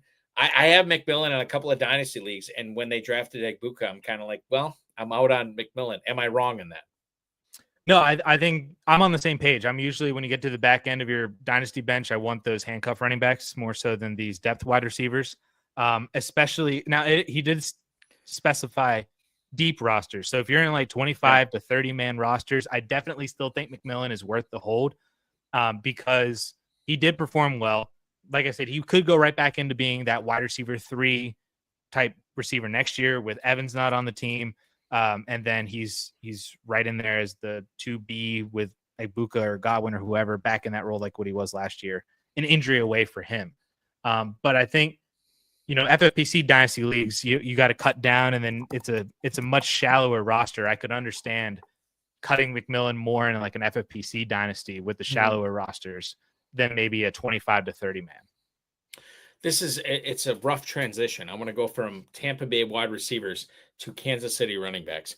Addison, I was sitting on the stage Saturday afternoon, fourth row, but whatever. I was sitting on the stage at the NFL draft. You handed him the jersey. I didn't. I wanted to. And I can't. But there are a couple of Chiefs fans sitting right in front of me. And the name flashed up, and they announced it at the stage. Brashard Smith to Kansas City. And I'm like, oh, of course the Chiefs get Brashard Smith in the 7th round. And these Chiefs fans in front of me were wringing their hands together like, here he comes, Super Bowl championship in 2026. It's 7th round.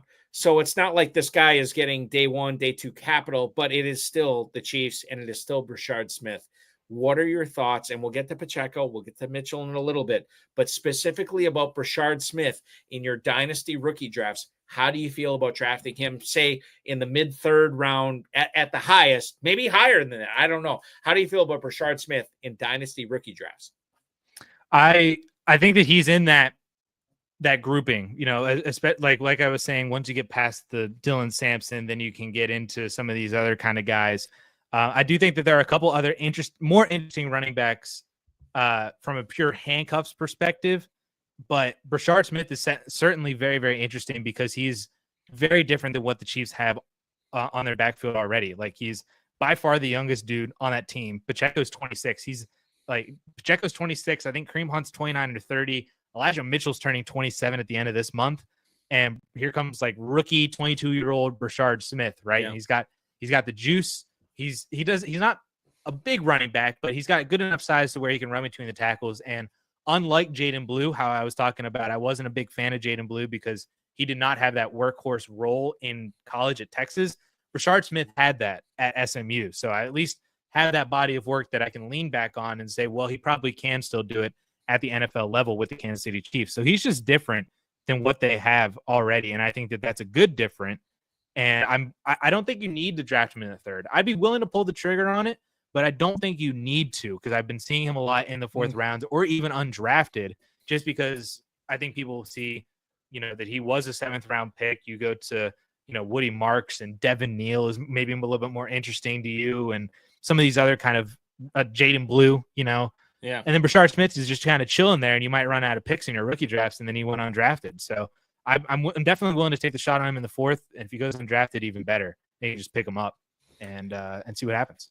So here's the thing. We're running short on time. I wanted to talk about Quinshon Judkins and Dylan Sampson. I feel like they are going to come up in our next segment. So let's talk about the Seattle Seahawks. Tory Horton is the wide receiver that Seattle has drafted. Bear in mind, they have traded DK Metcalf to Pittsburgh. They have cut Tyler Lockett, Jackson Smith-Njigba. They have added Cooper Kupp, and now they add Tory Horton. Let's talk about your thoughts on Tory Horton in 2025, and then let's talk about them beyond 2025. And then what does this Horton pick do for Cooper Kupp for people who are drafting him right now? And I'll bring this up right now to you, Addison. Cooper Kupp is wide receiver 46 at the 906. So smack dab in the middle of the 9th round in redraft leagues in the FFPC Big Gorilla. Talk about Horton this year, talk about Kupp this year, and then Horton beyond. I love all the hype that Tory Horton's getting, by the way. The fact that he's been a name that people continue to bring up and up, because I was on him in February. I have a video on the DLF channel being like, yo, you guys need to watch this Tory Horton dude. It was before the NFL Combine. So I don't want to say that I was championing the Tory Horton train, but I love seeing all the hype. And when he went to Seattle, I was like, yes, this is perfect, because like Brashard Smith, the Seahawks don't really have anybody like Tory Horton in that wide receiver room. Like, they signed Marquez Valdes-Scantling, but it's Marquez Valdes-Scantling. That's a 1 year thing too. That's a 1 year thing. Yeah, exactly. At most, he could flame out by October too. That's the other thing to keep in mind. Yeah, that's like saying, I don't know about Trey Harris because, they re-signed Mike Williams, and it's just like, come on now, it's Marquez Valdes-Scantling. But outside of really just MVS, JSN is a short to intermediate guy who I think can operate in the deep ball. Cooper Kupp is not a deep ball guy at all. Like Tory Horton brings speed to this offense. He brings a good sense of route running. He brings, a lot of offensive versatility and fluidity to this team that they just don't really have. So from a 2025 perspective, I've been calling him like, I think his floor is like this year's Jalen Coker, like somebody who becomes a very interesting name that you want to throw into your flex spots that, you're like, oh, wow, like I have Tory Horton in my best ball league that I drafted in like the 16th, 17th round. And he's given me, actual startable weeks for me. And I think that's his floor. I think the upside could be somebody who is actually like a very relevant, almost weekly flex to wide receiver 3, like out the gate, and he just does it for the entirety of the year. So I am very bullish on Tory Horton. He's another guy in a dynasty league that like I would draft him in the 3rd round. And I've seen him fall into the 4th round. I've seen him go undrafted because a lot of people don't even know who he is either. But he is a guy that I am comfortable taking in the 3rd round. I would take him ahead of Brashard Smith. I would take him ahead of Oronde Gadsden. I am that in on Tory Horton for sure. Also, just to the fact that I feel like you don't need to draft Gadsden that high because not a lot of people know who he is. You might not need to draft Brashard. Play the ADP game a little bit in rookie drafts, and especially if you have other picks later on. But I am also just that in on Tory Horton. Let's look into the Addison Hayes crystal ball for 2026. Mm-hmm. Where is Cooper Kupp? Where is Tory Horton in the Seattle offense? Not this year, but next year. Is Kupp on the Seattle offense next year? You got to look into the crystal ball, Addison. You got to look into the Addison Hayes. Is he? I don't know. That's what I'm asking you. I actually don't believe that Cooper Kupp is on this offense next year. And that could be because he actually himself wants out, and maybe he wants to go try to play for another contender somewhere else, even on a very, very cheap deal. Mm-hmm. Or the Seahawks just say, you know what? Kupp was dust. Let's just cut bait and not really worry about him at all. And then Horton can kind of step into more of a wide receiver 2 role in that offense with JSN, especially if he has a good year. But I don't know if Cooper Kupp is a Seahawk next year. I am very worried about him. His ADP, you said, was interesting in the 9th round in the 40s. Yeah. Wide receiver 40s. Wide receiver so 4-6. Yeah, that's a nice balance of maybe he could still be Cooper Kupp, like what he was for a decent chunk of last year before the end of the year. But then also maybe he is what he was at the end of the year, and that's actually who he is. Some of that product might also be I'm a little bit nervous on Sam Darnold as well. But let's do this. As long as we're having some fun tonight, Addison, let's do a quick would you rather Cooper Kupp or Matthew Golden? And I'm doing redraft. This is all redraft. All the questions I'm asking you. Redraft, would you rather have Cooper Kupp or Matthew Golden? This is Big Gorilla, so you have to pick your lineup every week. This is not best ball. I don't like Matthew Golden. I'm sorry. Okay. So you're taking Kupp. I think I would take Cooper Kupp. Okay. Cooper Kupp or best ball, I would take Golden, though. That's okay. So you take Golden. Okay, I got it. Okay. Redraft, you have to submit your leagues, non-best ball. Cooper Kupp or Stephon Diggs? Diggs. Cooper Kupp or Emeka Egbuka? Kupp. Cooper Kupp or Jacoby Myers? Oh, Myers. Okay. I think we're hitting it right now. Cooper Kupp or George Pickens? Pickens. Cooper Kupp or Calvin Ridley? Ridley. Okay, we're done. And so all those guys are going about a half round or a round ahead of Cooper Kupp. So I don't want to say you're like ahead of consensus. You're probably right on consensus right now. Mm-hmm. You might be hating on Cooper Kupp a little bit, but not much. It's very, very close. Who are like the 2 or 3 names behind him? Just out of curiosity. Behind Cooper Kupp, here we go. Yep. Let's do it this way. Addison Hayes, Cooper Kupp, or Brandon Ayuk? Ayuk. Cooper Kupp or Luther Burden III? I'd do Kupp on that one. Cooper Kupp or Josh Downs? Kupp. Okay, Kupp. Oh, we got to go deeper on this now. Cooper Kupp or Jaden Reed? Kupp. Cooper Kupp or Jaden Higgins? Cup. Okay, that's it. We can't go deeper than that. Yeah. Then it's Pittman, Kirk, Trey Harris, Jalen McMillan. I don't want to get in that minutia because I have to ask you one final question before we get into our 2-round FFPC Dynasty Rookie Mock 2026 picks. You did a video for this for Dynasty League Football on the Dynasty League Football channel. Talk about what we as Dynasty owners should be doing with our 2026 Dynasty Rookie picks right now. Buying. We should be buying. Now hold on. I got to stop you here. Are we buying them because everybody else hates them, or are we buying them because the 2026 draft looks rich, or combination? How do you feel about this? Why is 2026, or excuse me, why are 2026 dynasty picks a buy right now? What's the specific reason? It is primarily due to the fact that everybody hates the class. So I think that they're and rightfully so. Listen, in that video, I dug into the class. It currently does not look to be shaping up like a super phenomenal class, but every single year there are always players that kind of come out of nowhere, or players that maybe we don't have a ton of confidence on right now, but they have a strong year, and then we're like, ooh, that confidence like really boosted up. I had fun going back, and I was looking at way too early 2025 rookie mocks this time last year. Ashton Jeanty was not viewed as the can't miss generational 1.01. He was like an early top 5 pick, right? Caleb Johnson wasn't even like mentioned. He was like thrown into maybe the late second at best of like, hey, this dude maybe could do something because he's a starter for Iowa now. We had no mention whatsoever of Tyler Warren because he hadn't done anything. Loveland was just kind of in and around in there. Matthew Golden was not around in there. Travion Henderson was like maybe he could be something interesting because he had a couple years of injuries before this really good last year when they won the championship.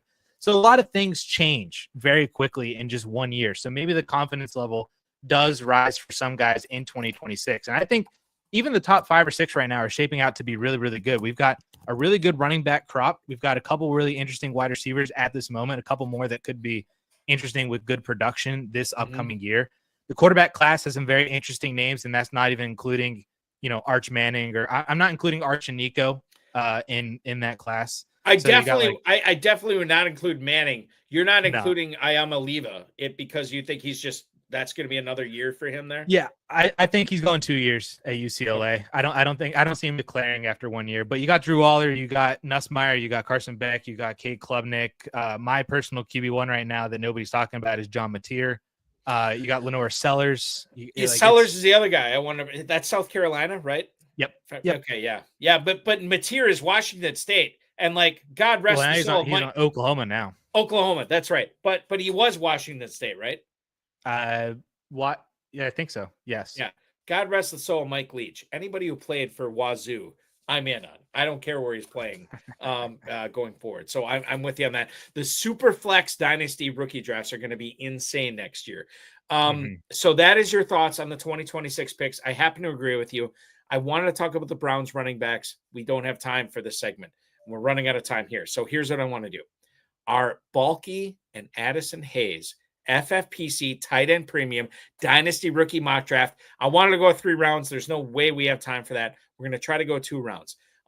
As far as everything that you need to know before your dynasty rookie drafts go off at the FFPC in less than 48 hours at myffpc.com. We're going to tackle that and more. The FFPC Big Gorilla Tournament, if you want to draft some of these rookies, are going off right now. myffpc.com, $1 million grand prize, $50 discount for every 3rd entry fee, early rampage, and 7 bananas promo going on right now. And the FFPC Superflex and Best Ball tournaments going on right now. A $300,000 and $100,000 grand prize, respectively. Make sure you're signing up, myffpc.com. You won't regret it. We're going to come back right after this on Insider Access on the Better Sports Network. He's Addison Hayes from Dynasty League Football and 4for4. I'm Eric Balkman from the FFPC. Don't go anywhere. Our Dynasty Rookie Mock Draft is coming up next here on BSN. What's up, everybody? Andrew Cooper here of Fantasy Alarm, and I'm here to talk to you guys about how to take advantage of your takes now that the NFL draft is over. I got them. You got them. We've all been thinking about ways to go with this rookie class, maybe even ways to get away from the rookie class, to go with the older veterans, to take advantage Dynasty Startup Leagues at FFPC.com. My FFPC, that's the place to play. That's where you can go in and you can load up on the rookies from this class. If you love Ashton Jeanty, if you love Omarion Hampton, if you're fired up about Pat Bryant, whoever it is, you can go in and get all these guys now and have them for their entire careers. Now is the time to get in and do it.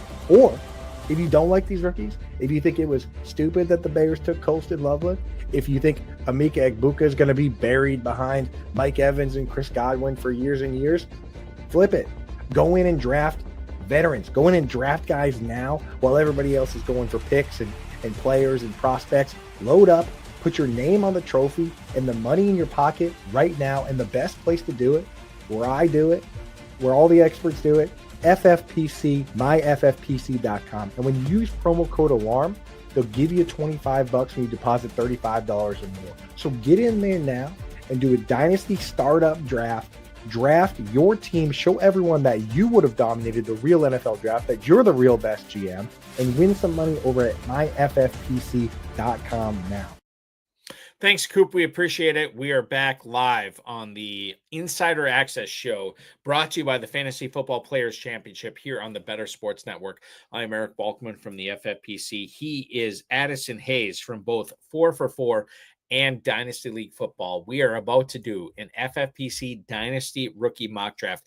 All these drafts with the FFPC, if you are in a Dynasty League there with the Fantasy Football Players Championship, they kick off Saturday morning, which is going to be fun. Addison, I'm going to give you the right of first refusal. You can have the odds in this 2-round rookie mock that we're about to do, or you can have the evens. What would you prefer? Oh man. You know what? Can I just take the odds, make it easy on myself? If you want to take the odds, go ahead. I'm down for that. So that means Addison Hayes is on the clock at the 101 in our FFPC Dynasty Rookie Mock. Now, bear in mind, this is single quarterback. This is tight end premium. Addison, if you had the first pick, who are you taking? Tough decision here. There's so many. Hold on. I don't know if you're being sarcastic or not. Is this a tough decision for you? How close of a tough decision is this? Not at all. It's Ashton Jeanty. Okay. So you're taking Ashton Jeanty. Let's just pose it like this. If you were in a super flex league, would it still be Ashton Jeanty at the 101? Yes, it would be. Okay. And you don't have to think about it that much. Okay. Nope.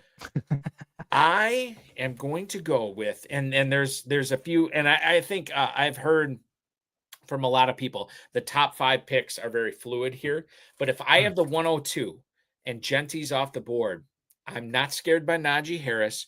I do believe that Omarion Hampton could be the number 1 running back in Los Angeles as soon as October. So I am not going to let him go and have somebody else take him at the 103.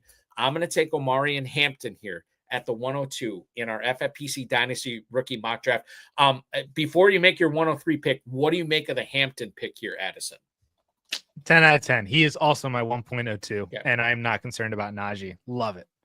So just go ahead and make your 103 pick here, and then we might have a conversation. Okay. The only other person that I think is in the conversation for the 1.02, I still do lean towards Omarion Hampton, so I agreed with you. But I do have Travis Hunter as my 1A in this class. So I will take him here at the 1.03. But I do understand the people that say, dude, his upside is phenomenal. And especially if you're at the top in Dynasty, you could play that a little bit too. If you're truly that bad of a team, you might not be a team that is ready to take on a running back like Omarion Hampton.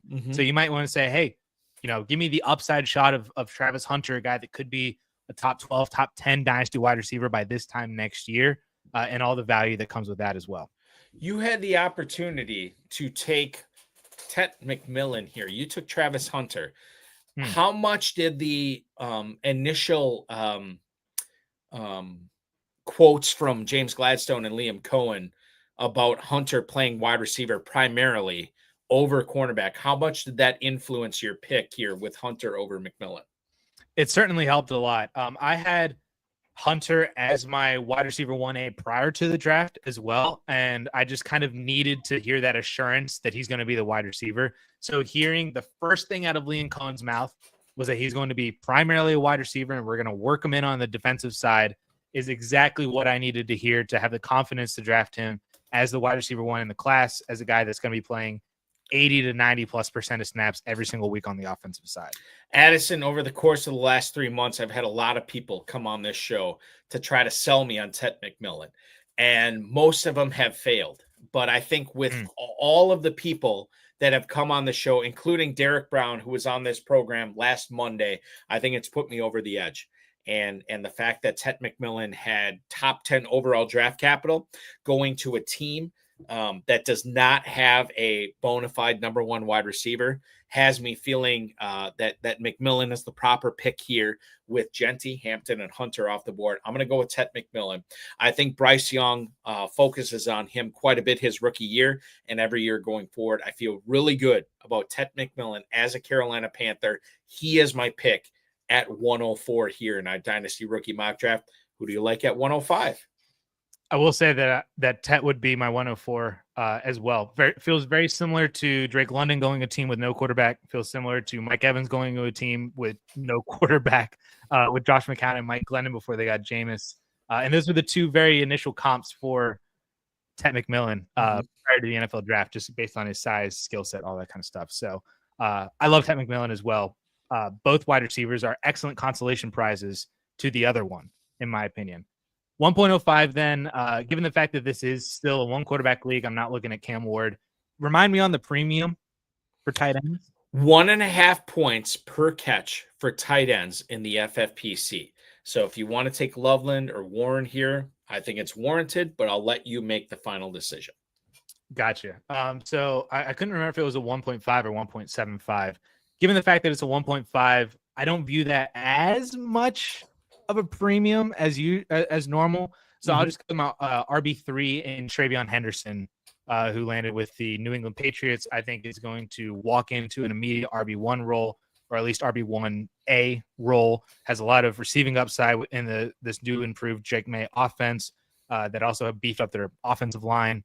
I think he's a tremendous prospect, and he's my RB3, so I'll take him at 105. I'm going to go with upside here. Tight end premium, obviously. And I think about the guy who was drafted over Tyler Warren. I think about the guy that was the 10th pick overall in the draft. I think about the guy that is going to be the starting tight end or the featured tight end in Ben Johnson's offense, an offense that used to feature Sam Laporta. I'm going to go with Colston Loveland here. And I think that he may slip further in FFPC drafts, but I'm very high on Loveland.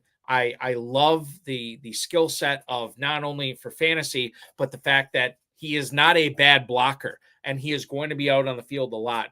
I know they just signed Cole Kmet. Maybe we see a lot of 12 personnel. Even if we don't, I feel Loveland is the guy that you want in Chicago going forward, not Kmet. So my 106 pick here, Addison, is going to be Colston Loveland from the Bears. I'm on board with it because then that allows me to go right into my RB4. And we can have the Quinshon Judkins conversation. Yeah. We so love the landing spot. I think that he is just their new Nick Chubb, just kind of like how Caleb's the new Najee. I think Judkins is the new Nick Chubb. I'm not as concerned about the Dylan Sampson pick. I know that maybe Judkins lost a little bit of luster, but I think that's also a depth thing because the Browns had Jerome Ford and Pierre Strong as their only 2 running backs on this depth chart coming into the draft. So they needed more guys. They invested heavily into Judkins. He fits that offense perfectly. Also has a little bit of receiving upside should they decide to, throw to the running back maybe more than they did with Nick Chubb. So I like him a lot here at the 1.07. Yeah, I think Judkins is important to think about here. And think about if they wouldn't have drafted Sampson, Addison, how high would he have been? Probably would have been ahead of Colston Loveland. He probably would have been ahead of Travion Henderson, but he's not because of Sampson or maybe, other factors. I don't know. So this represents a kind of a good pivot for me in this draft. Should I go with Emeka Egbuka, who was a first-round wide receiver that is going to be catching passes from Baker Mayfield in Tampa, a heavily pass-oriented offense? Should I go with RJ Harvey, the running back in Denver, who was drafted in the second round. Sean Payton, we talked about this earlier, how much he loves these second round running back picks, whether it's New Orleans, Denver. There's a lot to love about Harvey. I'm going to go a little bit of a different route here. And maybe this is wrong, but I just think that Kaleb Johnson screams Pittsburgh Steeler running back here. I think he screams production, maybe not on the level of a top 5 running back for fantasy, but top 10, maybe top 15. Yeah. At his prime, top 20 at a minimum. Yes. I totally love it. I think he's the perfect complement to Jaylen Warren. We talked about this earlier. So I'm going to go with Kaleb Johnson here at the 108 of our rookie mock draft. It's a very, very interesting pick.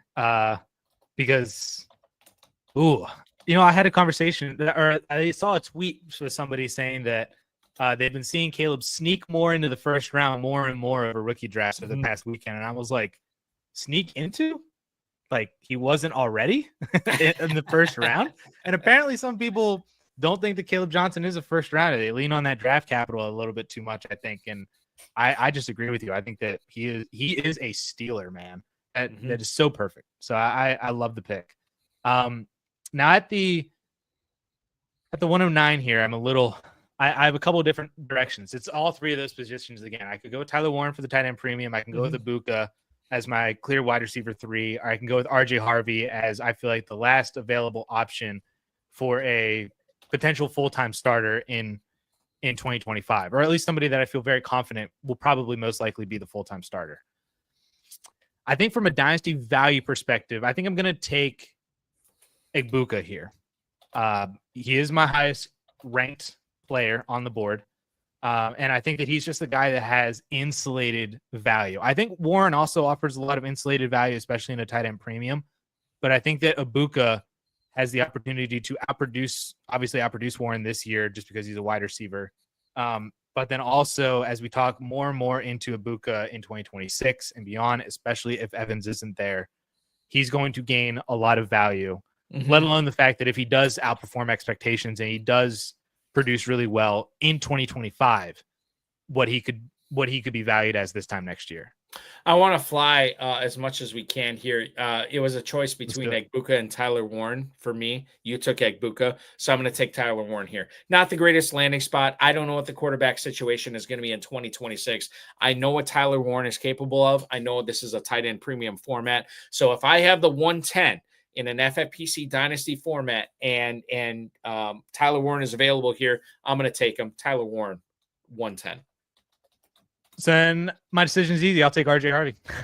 And this is another great pick. I mean, like we don't need to wax poetic on this, but you're talking about a guy who could be the lead running back right away in Denver. Yeah, especially if you are that 111, you were the runner-up last year. Adding another, potential high caliber running back to your team could be that thing that moves you from the 111 to the 112 in 2026. I'm going to take at the 112 a player that maybe not a lot of people are excited about anymore, but I'm going to take Luther Burden III. I've seen what the slot guy does in the Ben Johnson offense, and I'm much more excited about him for Chicago than I am about Matthew Golden in Green Bay. Like, fry me for being a Packers fan or whatever. I know that the Jordan Love and Matt LaFleur like to spread the ball around. I'm betting on the Bears focusing on Burden and knowing stuff we talked about at the top of the show tonight. DJ Moore is not a Ben Johnson guy, or not necessarily a Ben Johnson guy. Rome Odunze, not necessarily a Ben Johnson guy. Give me Luther Burden III, the guy that Ben Johnson is drafting at the end of the first round. I'll take my chances with that.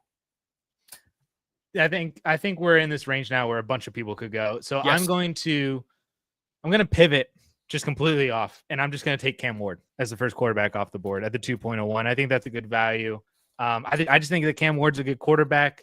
I think that he could succeed in this Titans offense with Calvin Ridley as wide receiver 1. I mean, his wide receiver 1 last year went undrafted in this draft. Mm-hmm. So if that tells you anything about what Cam Ward's able to do in terms of lifting up his team and production out of potentially not the greatest talented situations. He's got Calvin Ridley. He's got Alec Ayomaner now. a couple other options there. So even in a 1-quarterback league, I think at the 2.01, Cam Ward's a good pick. There's a lot to like there with Ward for sure, especially if you need a quarterback, and getting him at the 201 makes sense. I'm going to go with Jayden Higgins here. I think this guy is well worth a late first-round pick in FFPC Dynasty Rookie Drafts, a guy that is very similar to Nico Collins. So if Collins were to go down, Higgins is going to be the focal point. I think the fact that they have gone wide receiver for Houston in this draft makes us know how they feel about Tank Dell going forward, which is not great. Higgins is a player that I think can have significant upside if the opportunity presents itself. And even if he's the number 2 receiver for Houston for the next couple of years, I still think there's a lot to like there. I'm going to take Jayden Higgins at the 202 here. Then I'm not taking him. So I'm taking Trey Harris. I'll leave you the other guy. I'll take Trey Harris just because I would rather have the 1A or 1B to Justin Herbert than I would to Jordan Love. And I honestly, I don't think it's out of the range of possibilities that Trey Harris is just better. I mean, he was more productive at an SEC school in college than Matthew Golden, and I love the landing spot a lot more. The quarterback is better. I think that there's just more upside with Trey Harris. Yeah, I'm with you on Harris. I think that I see a lot of upside there. I think I see a lot of spike weeks as far as best ball goes. To your point, I'm going to take Matthew Golden here. I think regardless of the first-round draft capital, the Packers are still going to spread the ball around. I still think, at least for the moment, Dobbs, Jaden Reed, Dontavian Wicks, Christian Watson, when he comes back, you think about Tucker Kraft and Luke Musgrave, who the Packers are talking up this year. They're going to spread the ball around. I don't think Matthew Golden is this panacea as the number 1 wide receiver for the Packers. However, I do represent the fact that he could be, and and knowing that what I don't know is important as well. Maybe he is, and I don't know. So at the 204, he's well worth the risk. 204, Matthew Golden for me. This works out perfectly because I get the last receiver that I have ranked above Matthew Golden. And this is a hot take. And people have already laughed at me in my YouTube comments for this one. But I am hot and bothered for some Kyle Williams, man. Here we go. I love Kyle Williams, dude. He is phenomenal. Analytically, he looks fantastic. He has a 17-year-old breakout age as a freshman in college. He played for Washington State, so there you go. You got to have a little love for him there. I think he's the wide receiver 1 for Drake May in this New England Patriots offense. I love the fact that he got day 2 draft capital. I wasn't 100% sure if he would, but love the fact that he did at the very early 3rd as well. He gets the landing spot with a wide open depth chart in New England. He gets the ascending offense. He gets the new offensive system. He gets the quarterback. It's all there for Kyle Williams, dude. I'm just so bullish on him. And if he doesn't hit, so many of my rookie drafts are going to be looking back on this like, man, what could have been with Kyle Williams? But I'm excited. This comes down to me for this pick right here to 2 running backs. I'm going to go with Bashal Tutin because I do believe he has a really good opportunity to make some waves here mid-second round. I don't believe Travis Etienne is special. I don't believe Tank Bigsby is special. I do believe Bashal Tutin could be special. I'm willing to risk a mid-second round rookie pick on him. 206, Bashal Tutin. Who do you got? 207, I'll go with the other guy. They talked about him in tandem, so I'll take the other 4th rounder in Cam Skattebo. We talked about him earlier in the show, so go check that out if you're just now tuning in. But I think that Skattebo has the early down role immediately, and then hopefully maybe grows into that pass catching 3-down role. I could take a quarterback here. I'm not. I hate quarterbacks normally in 1 quarterback scenarios. I'm going to go with Jack Besh here. I don't know what he's going to turn out to be in Las Vegas, but I do know that Jacoby Myers can't be a long-term decision. I know that they don't have another solid long-term decision there. So 208, give me Jack Besh on the upside that he could develop into at least a wide receiver, a long-term wide receiver 2, potentially wide receiver 1 in Las Vegas. Jack Besh, 208. And I will bite the quarterback bullet with Jackson Dart then at the 2.09. Just the other first rounder. I liked Dart's profile a lot. He was my QB2 over Shedeur Sanders heading into the NFL draft. The NFL then showed me that was very much the correct way to view it. But I don't know if he's going to be like a difference-making quarterback for you in a 1-quarterback league, but you could do a lot worse than have a guy that's throwing to Malik Neighbors every single week and has the rushing upside that he also possesses that he showed at Ole Miss. So again, I'm with you where you get down into this quarterback range in one quarterback leagues, but I feel like Jackson Dart is a good pick here. I'm going to go with Elijah Arroyo at the 210. Tight end premium league. Seattle, obviously, with some changeover going on. Cooper Kupp is obviously not long-term there. We'll see what happens with Jackson Smith and Jigba. We'll see what happens with Tory Horton, right, who they had drafted. Elijah Arroyo, I'm willing to bet on the athletic upside here. I could be burned, but again, it's the 210. You got to take chances here. Arroyo's my pick at the 210. Addison. I'll go with Mason Taylor then, who I would take ahead of Elijah Arroyo, just because I think that he had the better draft capital. He's got better opportunity in terms of being probably the for sure second option on that team behind Garrett Wilson right now. I don't love Justin Fields as his quarterback, but that could be, corrected over the next year or two. So I would just believe in the talent that I saw at LSU, the opportunity ahead of him, and we'll just see what happens. For the first time in our 2-round rookie mock, I don't feel great about any of these guys. So what I'm going to do is I'm going to take Jaylen Noel and throw caution to the wind, and maybe it works out, maybe it doesn't. But we're talking about a borderline 3rd-round pick. I'm taking Jaylen Noel here at the end of the 2nd round for Houston. That is how we're going to round it up for tonight as we are overtime. So as I look back on our 2-round Eric Balkman, Addison Hayes, FFPC Dynasty Rookie Mock Draft tonight, through pick 101 to 212, Ashton Jeanty, Omarion Hampton, Travis Hunter, Tet McMillan, Travion Henderson, Colston Loveland, Quinshawn Judkins, Kaleb Johnson, Emeka Egbuka, Tyler Warren, RJ Harvey, Luther Burden III. Cam Ward leads off the 2nd round, followed by Jaden Higgins, Trey Harris, Matthew Golden, Kyle Williams, Bichelle Tootin, Cam Scadaboo, then Jack Bash, Jackson Dart, Elijah Arroyo, Mason Taylor, and Jaylen Noel rounding things up tonight. And as we round things up tonight, Addison, we know you are working hard for Dynasty League Football and 4for4 Football at AmazeHayes _ on the X. Where can we expect to consume more of your content? What's the best way to keep up to date on everything you're producing? Yeah, it's that AmazeHayes _ on Twitter or X.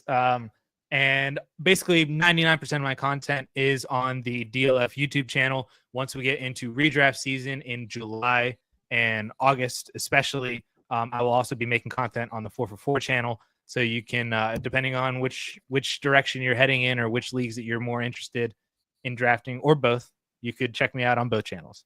Fantastic. At AmazeHayes _ on the X if you want to follow everything that's going on with that. Addison, fantastic stuff tonight. We could have done another 2 hours. It is what it is. We'll definitely have you back on in the future for sure. Enjoy the remainder of non-playing season with drafting season going on. I'm sure you're going to be churning out a lot of content. Thanks for hanging out tonight. Yeah, thank you for having me. This was fun. We will be back at 7 p.m. Eastern time. Excuse me. We will be back at 8 p.m. Eastern time next Wednesday. So no show next Thursday. 8 p.m. Wednesday, we're going to have the FFPC Hardway Big Gorilla Draft. Dave Terpoli, longtime FFPC player, will be joining me for commentary on live play-by-play on all these 12 Titans in the FFPC drafting for $1 million grand prize. That is going on at Wednesday, 8 p.m. Eastern time. So an hour later, but a day earlier, right here on the Better Sports Network.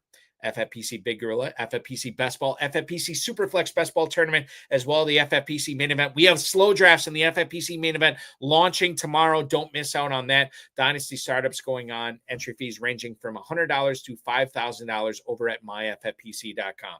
For our producer, Matt Tahj. For our guest co-host tonight, Addison Hayes, I'm Eric Balkman. This has been Insider Access presented by the FFPC live on the Better Sports Network.